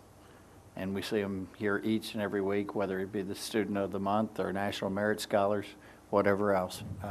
So, with that, I appreciate our administration immensely, and appreciate our teachers and faculty and staff at our campuses. And I just encourage everybody to see the great things that we've got going on. Thank you, Mr. Hibbs. Mr. Barron. Thank you, President Hogg. I guess it's kind of funny that districts around us tout themselves as districts of choice, but we've been a district of choice for many years, and that's what we are. I do have one question. Yes. If it's a hypothetical, I guess. A teacher in the district who does not live in the attendance zone for the school in which they teach, can they bring their child to their school, or do they have to go through the transfer process? They would have to go, if I'm understanding you correctly, they would have to go through the transfer process. Okay. Is that a sure answer, or kind of That's one. wishy-washy? Let me do some research. Okay. Yes. That was asked of me, and I just thought I'd ask you. Okay. That's correct? The guru says that I'm correct. Guru Miss- said? Yes. Oh, great guru. We all need a guru, Yes. Mr. Hill. It's okay. Okay, so, That's correct. all right, so if you're a teacher in the district, go through a transfer process and camp out and to get your student in your building. That's correct. Okay, thanks. That's it. Ms. Sullins. Thank you, President Hogg. Mr. Hill, thank you for your presentation. If we could kind of walk through how some of that process works. If you had like a stop motion film, there's someone who gets here first and second and on to last year. I believe Mr. Hibbs and I came the morning. There were a lot of people here. Why is it that if someone, the first person comes, just gives it a number that, Mr. Hill, you're number one, and the second person comes and they're number two, and so forth, so that they could then reassemble on the day they actually complete the paperwork? Why is their physical presence required to maintain their number in the line? And that's been,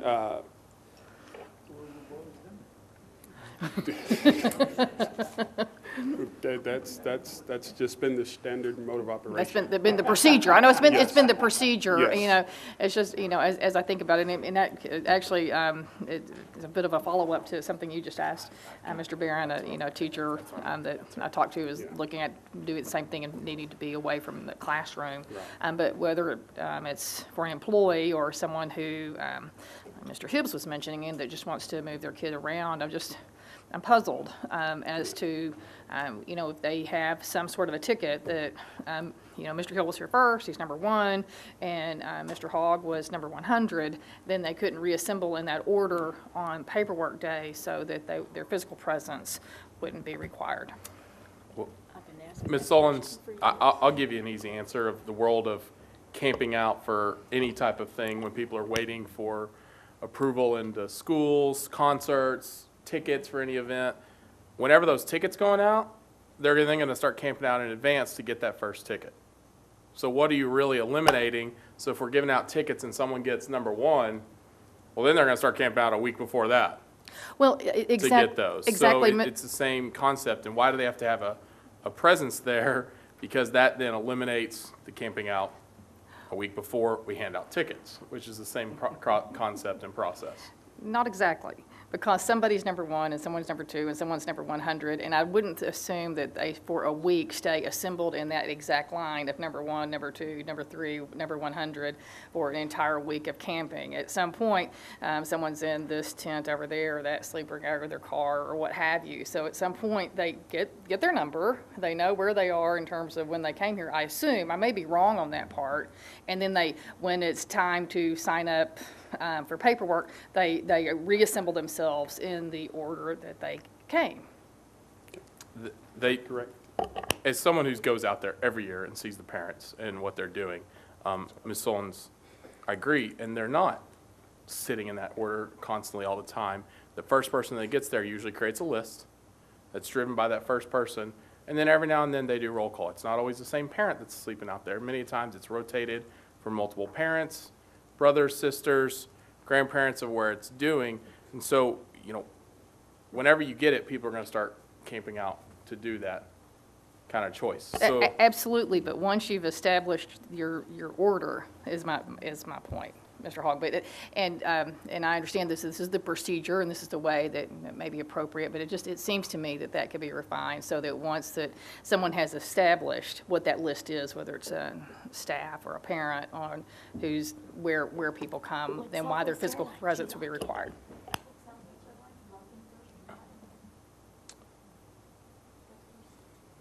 And again, I know there's a lot of systems. I'm not proposing a new system for this year, but I just am puzzled that why the physical presence of the person can't be replaced with a simple numerical list on the order of their arrival. Ms. Pena. My question has to do with just a simple observation on the numbers for the transfer numbers that you presented to us. The changes that we made and how they impacted the transfers. In 2011, 2012, you note down on the out-of-district non-employee, and we did not at the time have the out-of-district City of Arlington and so on, we were charging a tuition fee, so the numbers were relatively low. When we took the tuition fee out, it started to grow, and the City of Arlington, which is the definition of that is currently our boundaries for the AISD are not the boundaries of the city. That's correct. And so what we did was we extended to the City of Arlington any citizen in the City of Arlington to be, but while they're out of the district, they now can come in. The word didn't get out really a whole lot, so we only had 25, and now we have 77. As the word gets out, there are more citizens of the City of Arlington that want to attend AISD schools. And as we took off the tuition, more people from out of district, like Grand Prairie and Fort Worth, are now coming into our school district. So the enrollment has increased with the news that we broadened our choice, our schools of choice to the community. And this is a good thing. Yeah. I mean, it's working out very well. I think it was brilliant on the part of this board to have done so. And on the camping out, I've always been advocate of that not occurring because of the economic difference of people who can't afford to do what you're talking about. A teacher can't afford to take leave or days off to sit out there waiting to put their child in the school that they're teaching. People who don't have money to have a camper, sometimes they even go to the camping of the tents. Sometimes they go to what they can afford. Just because you don't have money doesn't mean you don't want a good education for your child or your perception of that. But there are ways around it, and I agree with you. There's a better way to do this. We just haven't found out what that way is.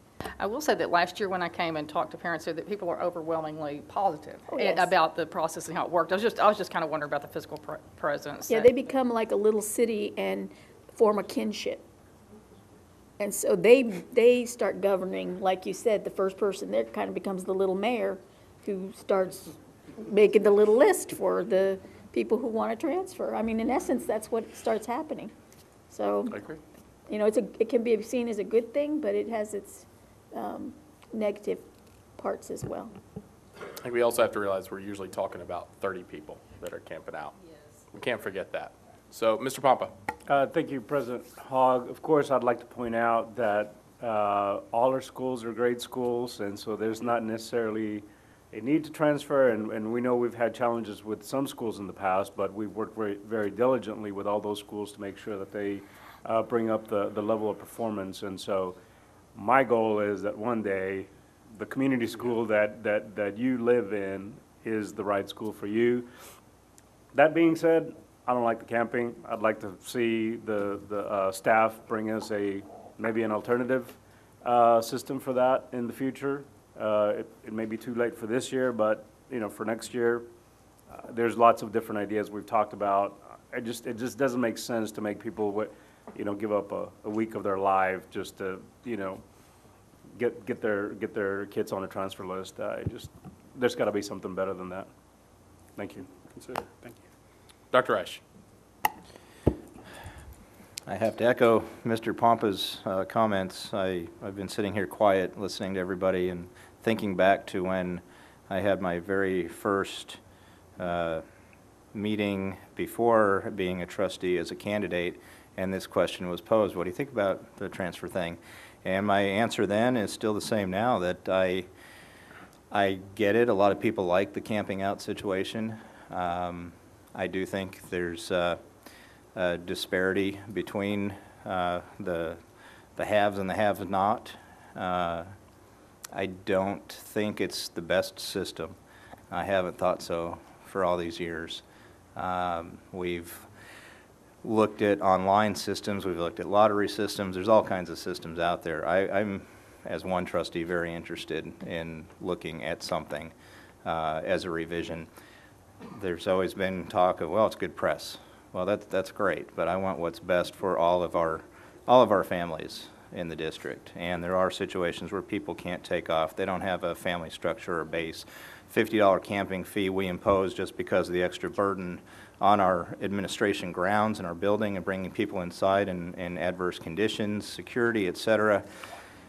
And that is not a that's an absolute number. We don't take into account if somebody's free and reduced lunch family where that's waived. So that's an extra burden that excludes maybe those people that are at a disadvantage. So I absolutely agree that I would like to see a look at some better system, hopefully something involving technology, something that wouldn't involve, perhaps as Mr. Hogg said, backing up the camping line just to get the number one. I do agree that that's what's going to happen. Look at, you know, some of our retailers on a Black Friday, the Thursday before, they're out there and they're in line and they're camping a week beforehand and they don't even know what the deals are. They're just there to be in line. So yeah, we're going to have those. But yeah, I don't want to see that. No matter what the press is, I think there's positive and negative, and as Mr. Pompa said, it is an ideal that we all have our own neighborhood schools that will be the right choice for every family. But it is a wonderful thing that we do have this option available. I just want to see it tweaked. Thanks. Thank you, Dr. Reich. And I think Mr. Barron said it a little earlier. We were school choice before school choice was cool. We've been doing this a long time, and so, and I agree. I don't think this is the best system we have, but I also haven't seen a better system come before us. We've talked about this many a times. So I would be all willing to look for a new system, but I will also tell you, because we've looked at other options, we have to remember we're talking about 35 parents, and when you talk to many of those parents, a lot of times they're teachers. They're there, they're saying, I went to that school, I'd like my child to go to that school, start camping out. And you can't forget, they only have to do this one time. One time. People camp out for a Sony PlayStation for a week. And it's not just people that have money, because when you go out there and you talk to them, you find out that's not the case. You find out it's grandparents helping. You find out it's cousins. You find out what's happening on those systems of where it's coming in, and it's one place. And a lot of people you talk to, especially when you show up that morning of, walk up, and they show up an hour before, walk up, get their line, they're like, oh, okay, well, that's the school I want, of where we want to go. And Mr. Brumby, you said it, I think you said it right, our schools, you know, if a school's not performing, they're allowed to transfer. They get the rights to transfer to any school, correct? Yeah, so if its school's not performing, this doesn't apply to them. So a lot of the reasons, there's many different reasons, and I am one all for school choice of allowing you to have your options of where you want to go. And if that campus is full, well, you don't have to camp out. There's numerous other 54 elementaries you can choose from, and they're all outstanding. So that's where I would go with this. But I'm also willing to look at a new system. I would never admit and say, this is the best system. Listen, I know there's flaws with it, but I haven't seen a better system yet of where it works, in my opinion. So at this time, I'd be more than willing to take a motion or further discussion. I'd like to make a motion to approve the schools closed to transfers as presented, and the process for this school year. Second. We have a motion by Ms. Sullins and a second by Ms. Payne. Any further discussion? Seeing none, please vote. 7 trustees present, 7 trustees vote in the affirmative. Thank you, Mr. Hill, for your hard work. Next item on the agenda is items to be withdrawn from the consent agenda. Are there any items to be withdrawn from the consent agenda? Not yet. Tonight we'll be considering items listed on your agenda or consent items. Ms. Powell, please share donations and bids with us tonight. Good evening. It's my privilege to share with you that we have donations on the agenda, and they were running as we were in executive session, and in just a moment I'm going to find the total and quote that for you. In the meantime, here we go. We have a total of $241,641 of donations reported this evening, which brings our year-to-date total to $762,259. There are 18 bids on the agenda this evening. In all cases, administration is recommending the lowest bids and the bids representing the best value to the district. Thank you, Ms. Powell. We thank the community for their generosity. I love the new system where we keep them running. Mr. Hips, it was a great idea that we came up with. The only thing I don't like is I don't get to see it as much when we're going through each one. So it's in the book, I know, but it comes through. I still like to see each one as we go through, but it's a great thing we've done. At this time, is there a motion to accept the consent agenda? Move to approve. Second. We have a motion by Dr. Reich and a second by Mr. Hibbs. Any further discussion? Okay, Dr. Reich. Just a quick question. Ms. Powell, can you just remind the board on 1429, the CMR for the new elementary school, can you remind us what the anticipated construction groundbreaking is and when that school will be coming online? The school will open in August of 2015. This is a school east of 360, and the administration is recommending that Balfour Beatty be appointed as the construction manager at risk. And the groundbreaking, I believe, is May. Is that roughly when construction starts? It's May, yes. Very good. Thanks. Thank you, Dr. Reich. Any further discussion? Seeing none, please vote. 7 trustees present, 7 trustees voting in the affirmative.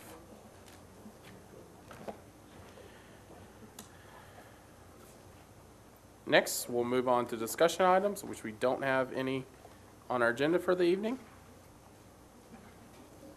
And at this time, we will go into open forum for non-agenda items. This is the second open forum for segment of the meeting. Provides citizens with an opportunity to address the trustees on any subject except personnel. This is not intended to be a discussion or debate, and trustees will not reply to the speakers. Derogatory comments aimed at an individual will not be tolerated. I have one card from our audience this evening. When your name is called, please step up to the podium. You'll have 5 minutes to speak. A lighted timer on the podium will assist you in pacing your presentation.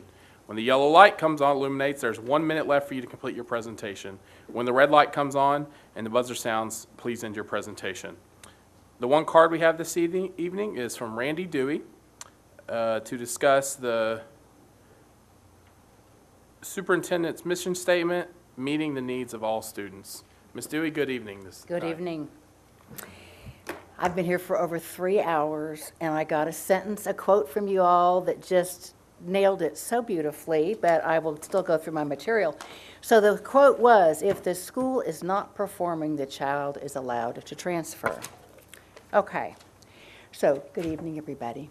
I have been a taxpayer since 1968, paying school taxes. Never had a problem with this district. I've never presented myself before you before. I'm very pleased with my children, my grandchildren's education in the schools that we have had here. However, it has come to my attention that, we all know about the IPE and the ARDS and all that special stuff, and sometimes those children get transferred out of their home school for that reason. And at least that's been my past experience and knowledge over my many years. But there's no accommodations for a child that's at the other end of that bell curve in this particular experience. So I'm here tonight for one child's future, and I hope, though, that after I speak to you tonight, that this will change the future of other children who might have this similar situation. So this particular child was in middle school as a 6th grader in a neighboring district, taking AP classes, pre-AP classes, okay, last semester. So his family moved to Arlington in December. And his home school is a PEG school. And of course, he wouldn't be taking pre-AP classes anyway, because this is 6th grade in elementary school. You don't do that to junior high. Okay, fine. So I've called the school, and they said, we do not divide up children according to their abilities at this school. There is no low-performing, middle-performing, high-performing students at this school. We haven't got it. So he tells me last night, he says, everything I have learned in the last 6 weeks in this school, I learned the first week of last semester. Okay. So I first called and asked to make an appointment with you. This was in December.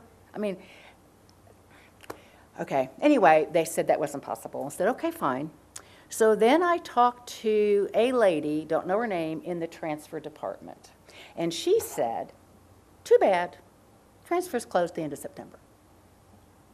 I said, well, that's nice. That wasn't on this family's radar screen to even move to Arlington AISD. So what do I do now? What are our options for this family? Because it's closed. She said, well, you could homeschool him, or you could go to a charter school. And I'm like, excuse me? Those are our choices? I don't like them. Doesn't sound good to me. So then, and she was, I should say, less than sympathetic. So then I make another call, and I talk to the ladies in charge of transfers. Very nice. Opposite of the other lady. Very accommodating, very sympathetic, and totally seemed to get it. That this child in pre-AP classes is now at Rockmore Elementary School.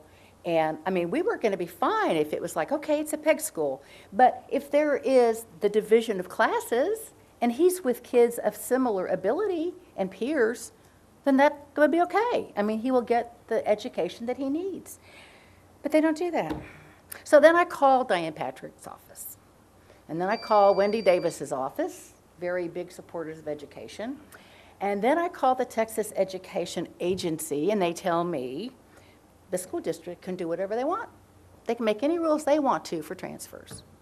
So I said, you're telling me that anybody that moves into your district after September doesn't get to transfer for any reason whatsoever.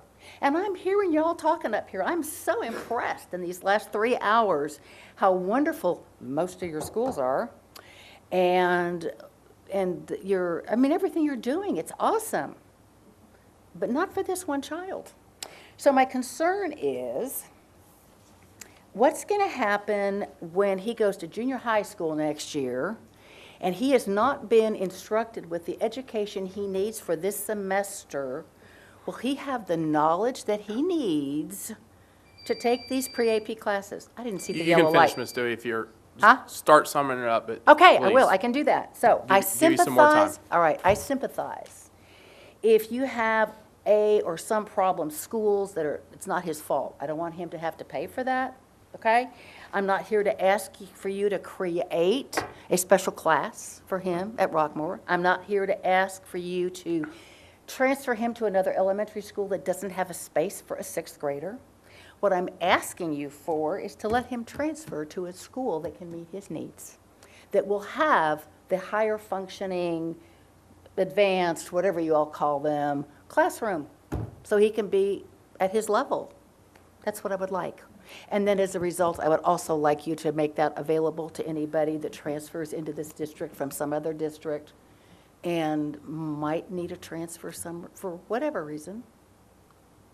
I thank you for your attention. Perfect. I thank you for your time. And Ms. Dewey, if you wouldn't mind, I would like you to, if you have more time, I or we do. can schedule another I've meeting. been If you here for wouldn't- 3 hours. I'm Yeah, good. I can keep going. I can figured keep you would be going. willing to stay. Yeah. If you would, please meet with Mr. Hill, our Assistant Superintendent of Mr. who? Administration. Mr. Hill? Hey, Mr. Hill.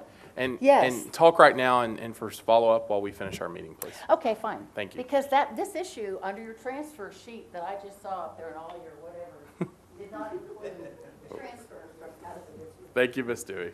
You're welcome. After September. Okay, thank you. Thank you.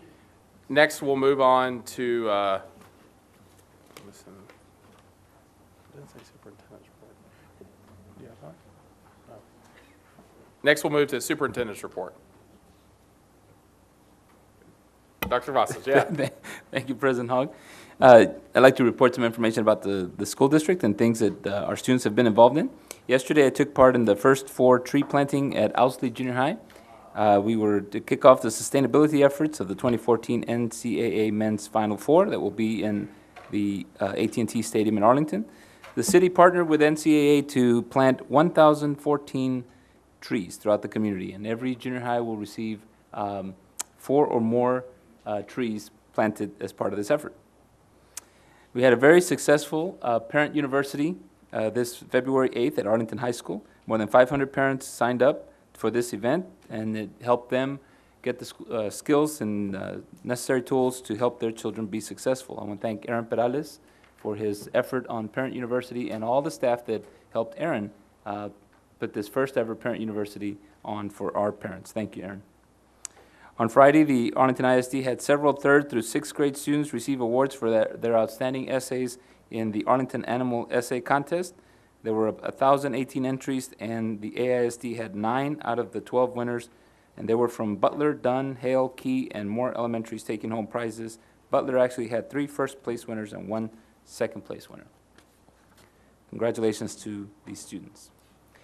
Last Wednesday morning, we had our celebration of athletes who had the National Signing Day, and so it was a great demonstration of our students and the accomplishments that they've met throughout high school, and they were able to have signing to go to college and pursue their interest, and also to continue to play sports.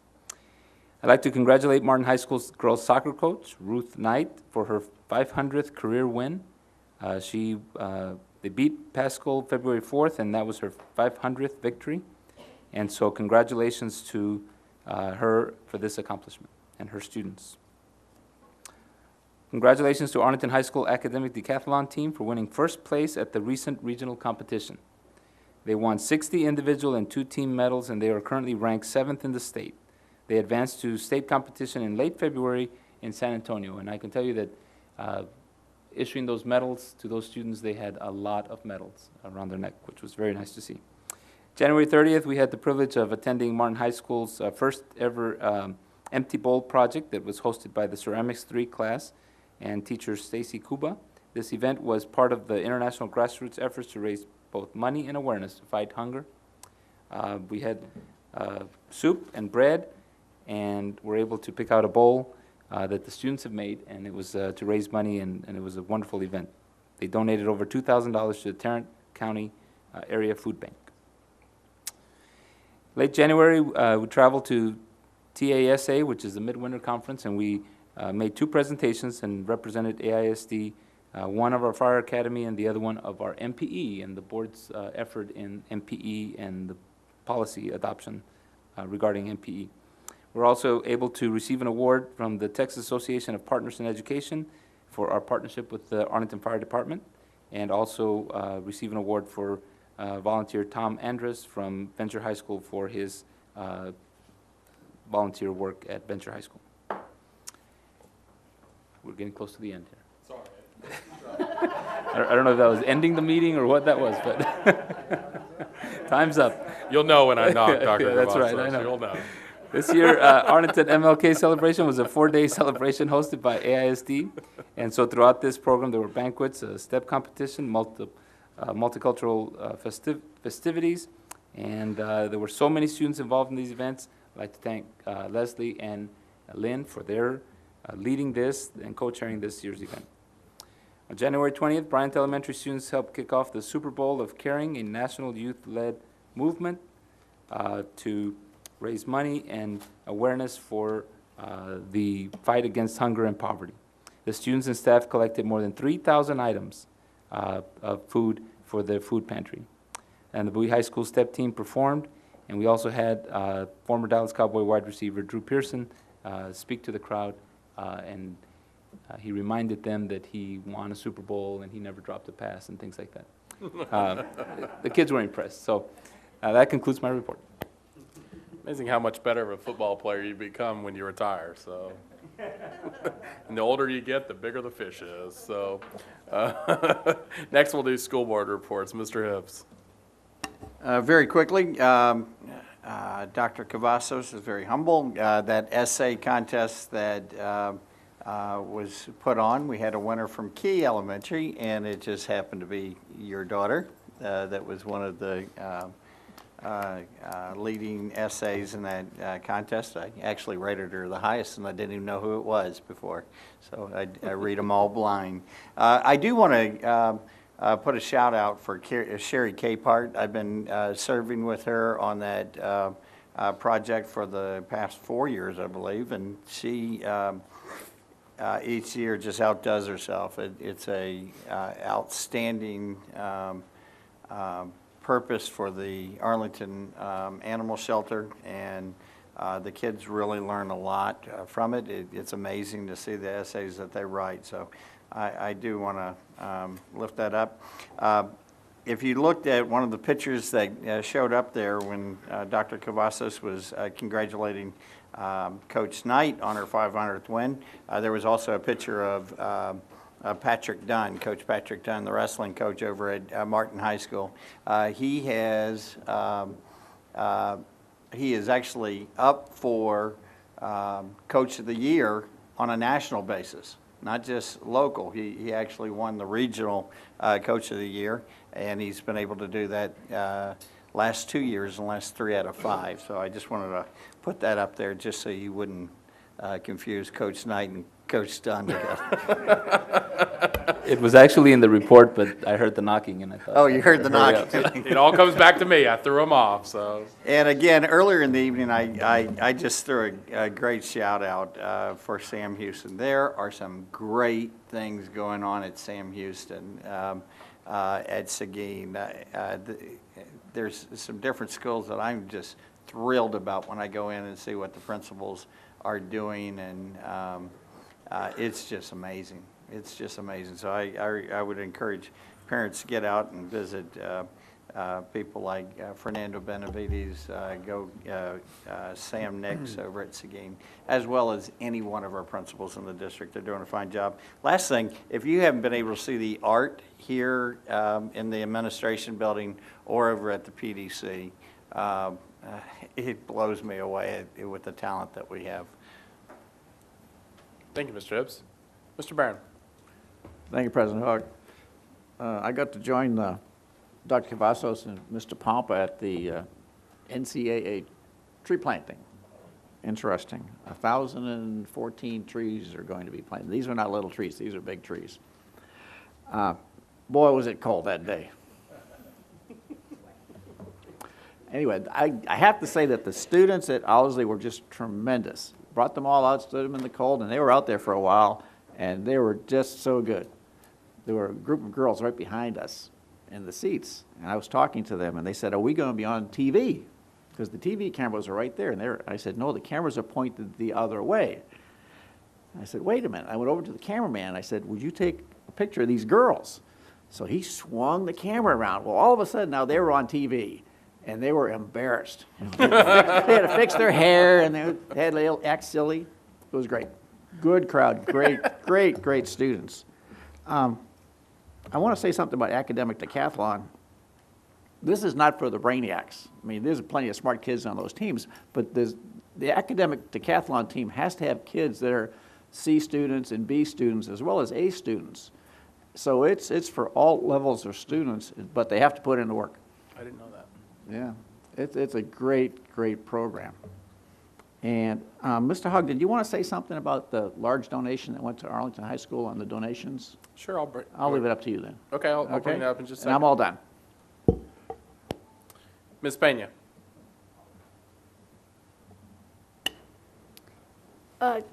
I'm so glad that some of the people went to the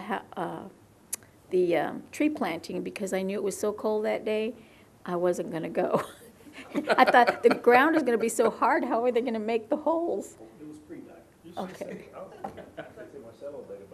Okay, well, anyway, we went, most of the board attended the MLK banquet, but I think Dr. Cavazos and I, did anybody else show up for the musical extravaganza?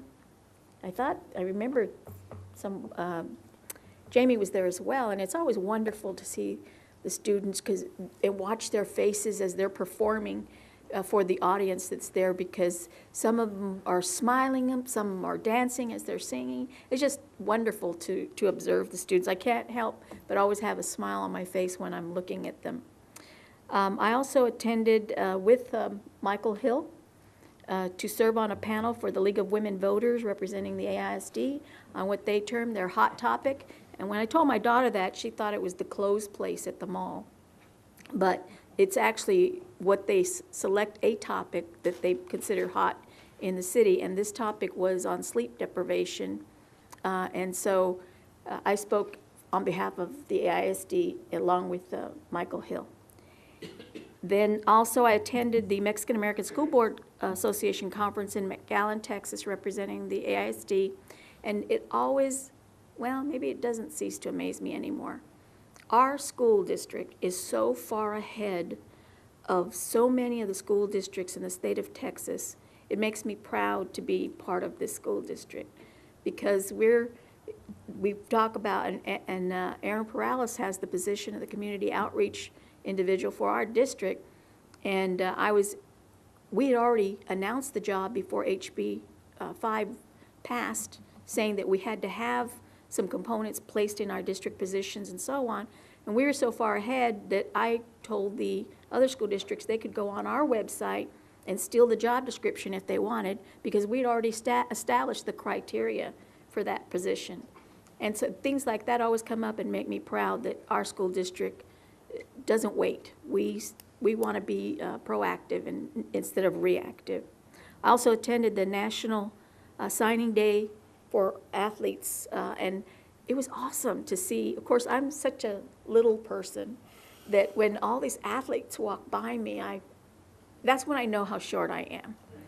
And it's just amazing to see them. Well, especially if you put me standing next to Bowie Hogg, which that's what happened during the congratulations. It just amazes me. And I'm so proud of all our students and their achievements, whether it be athletics, performing, for the MLK, the decathlon, and so on. I'm just really proud of them. And I just love the school district. I'm so glad I'm here.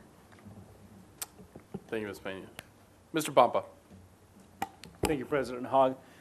Well, you guys kind of already talked about the things I was going to talk about, the MLK dinner and then the tree planting. But one of the things that's really cool, I think, is the great collaboration between the school district and UTA and the city that really came across at the tree planting. And I think that the citizens of Arlington are well served by the strong collaboration between our governmental entities, because We are really all focused on creating a better community for the citizens of Arlington. And I just wanted to point that out, that in each of those events, our efforts to collaborate with everybody else really come through, and so I'm proud of that. Thank you. Great point, Mr. Pompa. Mr. Barron, good reminder on that. I will bring that up, and I'll close with that one because it's a really nice thing to close with. I had the distinct honor last Thursday and Friday to be asked to be a part of the Strauss Center at the University of Texas at Austin as part of their Next Generation Fellows. And this is a group of policy, I'd say nerds, people who like policy and set policies throughout the country and what happens. And the Strauss Center brings about 40 of us together, and the topic was really about data privacy and what people have privacy in their lives and how government, corporations, what people are doing to grab those. And so we had a full evening and a full day discussion with people from San Francisco that flew in and gave their opinions, to the Austin police chief, to major, Rice University professors, to the guy who's in charge of all the drones that are going on at Texas A&M Corpus Christi in those programs. So it was really interesting discussion about the privacy and eventually some of the things that we as school districts need to be looking at of how do we protect our privacy from the students, how do we also protect privacy but still use data for our advantage, but also have those privacies. It was a nice honor, a very long day, lots of data and privacy discussion, but it was a great event on, I guess it was Tuesday night, I had the nice honor to go down to Bowie High School with one of our bond oversight committee chairs, Ms. Keisha Mays, and we got to watch Bowie High School play Martin in the district basketball championship. These two teams, it was last game of the season for them. Winner won district. The game they'd won early in the season was decided by a last-second shot. And I just want to commend the Martin staff and the Bowie staff. Sometimes rivalries can get really heated, and it was a fired-up arena. It was big-time 5A high school sports in the state of Texas. The students behaved perfectly on both sides. They did a really good job. The staffs did a really good job. Everyone just couldn't have been any better, and it was a great basketball game, and it's always great to see an entire sold-out full arena for when people are playing. It was just a great event, and I wish all our teams luck in the playoffs, and it was nice to see we have 4 in the girls and 4 in the boys, so it's always nice to have more of our. But the item Mr. Barron was talking about was a nice little honor that was bestowed from one of our alumni at Arlington High School. We've all talked about it. It's a great thing that happened in the district. Arlington High School graduate Luke Jokel, who graduated from Arlington High School, I guess in 2010, maybe, that's about right, and then played for 3 years at Texas A&M and was the #2 overall draft pick in the NFL draft last year with a very nice contract. Came back, didn't want any press whatsoever, just wanted to do something nice for the district. Luke made a donation of $125,000 to Arlington High School, and $50,000 of it went to the football team, which he helped get him to where he is today, to help them purchase new lockers in the locker room. And the other $75,000 was for a general scholarship fund at Arlington High School. A man who didn't want any press, didn't want anything about it, just wanted to make the donation and say thank you for everything you did. And it just shows the character of the Jokel family, of where they come in. Rissan and Dave, who are both Arlington High grads, you couldn't ask for a better family that comes through. And now with 3 boys and 1 daughter graduating from Arlington High, it was a very, very nice honor. And Luke also had a couple of months before, had his number retired at Arlington High as the only person who's ever had that done. And I think it's well-deserved for him for what he did. But I just couldn't thank the Jokels enough for that very nice donation to Arlington High. And Mr. Brand, thank you for reminding me of that, to bring it up. That's the end of our school reports. The next item on our agenda is to consider the employee grievance hearing of Patrick Dix. We will now adjourn into closed session pursuant to sections 551.074, 551.082 of the Open Meetings Act. Section 551.074 provides the meeting may be closed for the purpose of considering the appointment, employment, evaluation, reassignment, duties, discipline, or dismissal of a public officer or employee, or to hear complaints of charges against a public officer or employee. Sections 551.082 provides the Open Meetings Act does not require a school board to conduct an open meeting to deliberate in a matter in which a complaint or charge is brought against an employee of the school district by another employee, and the complaint or charge directly results in the need for a hearing.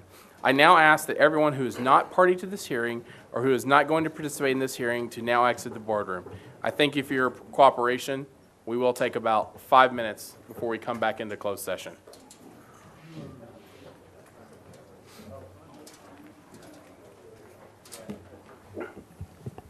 It's now 10:53. We'll go into open session. Mr. Carlisle, would you please open the doors in the back?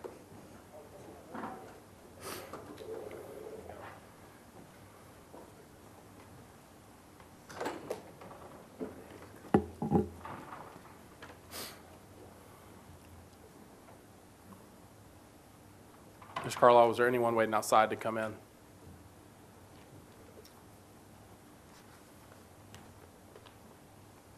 Okay. Thank you, Ms. Carlisle.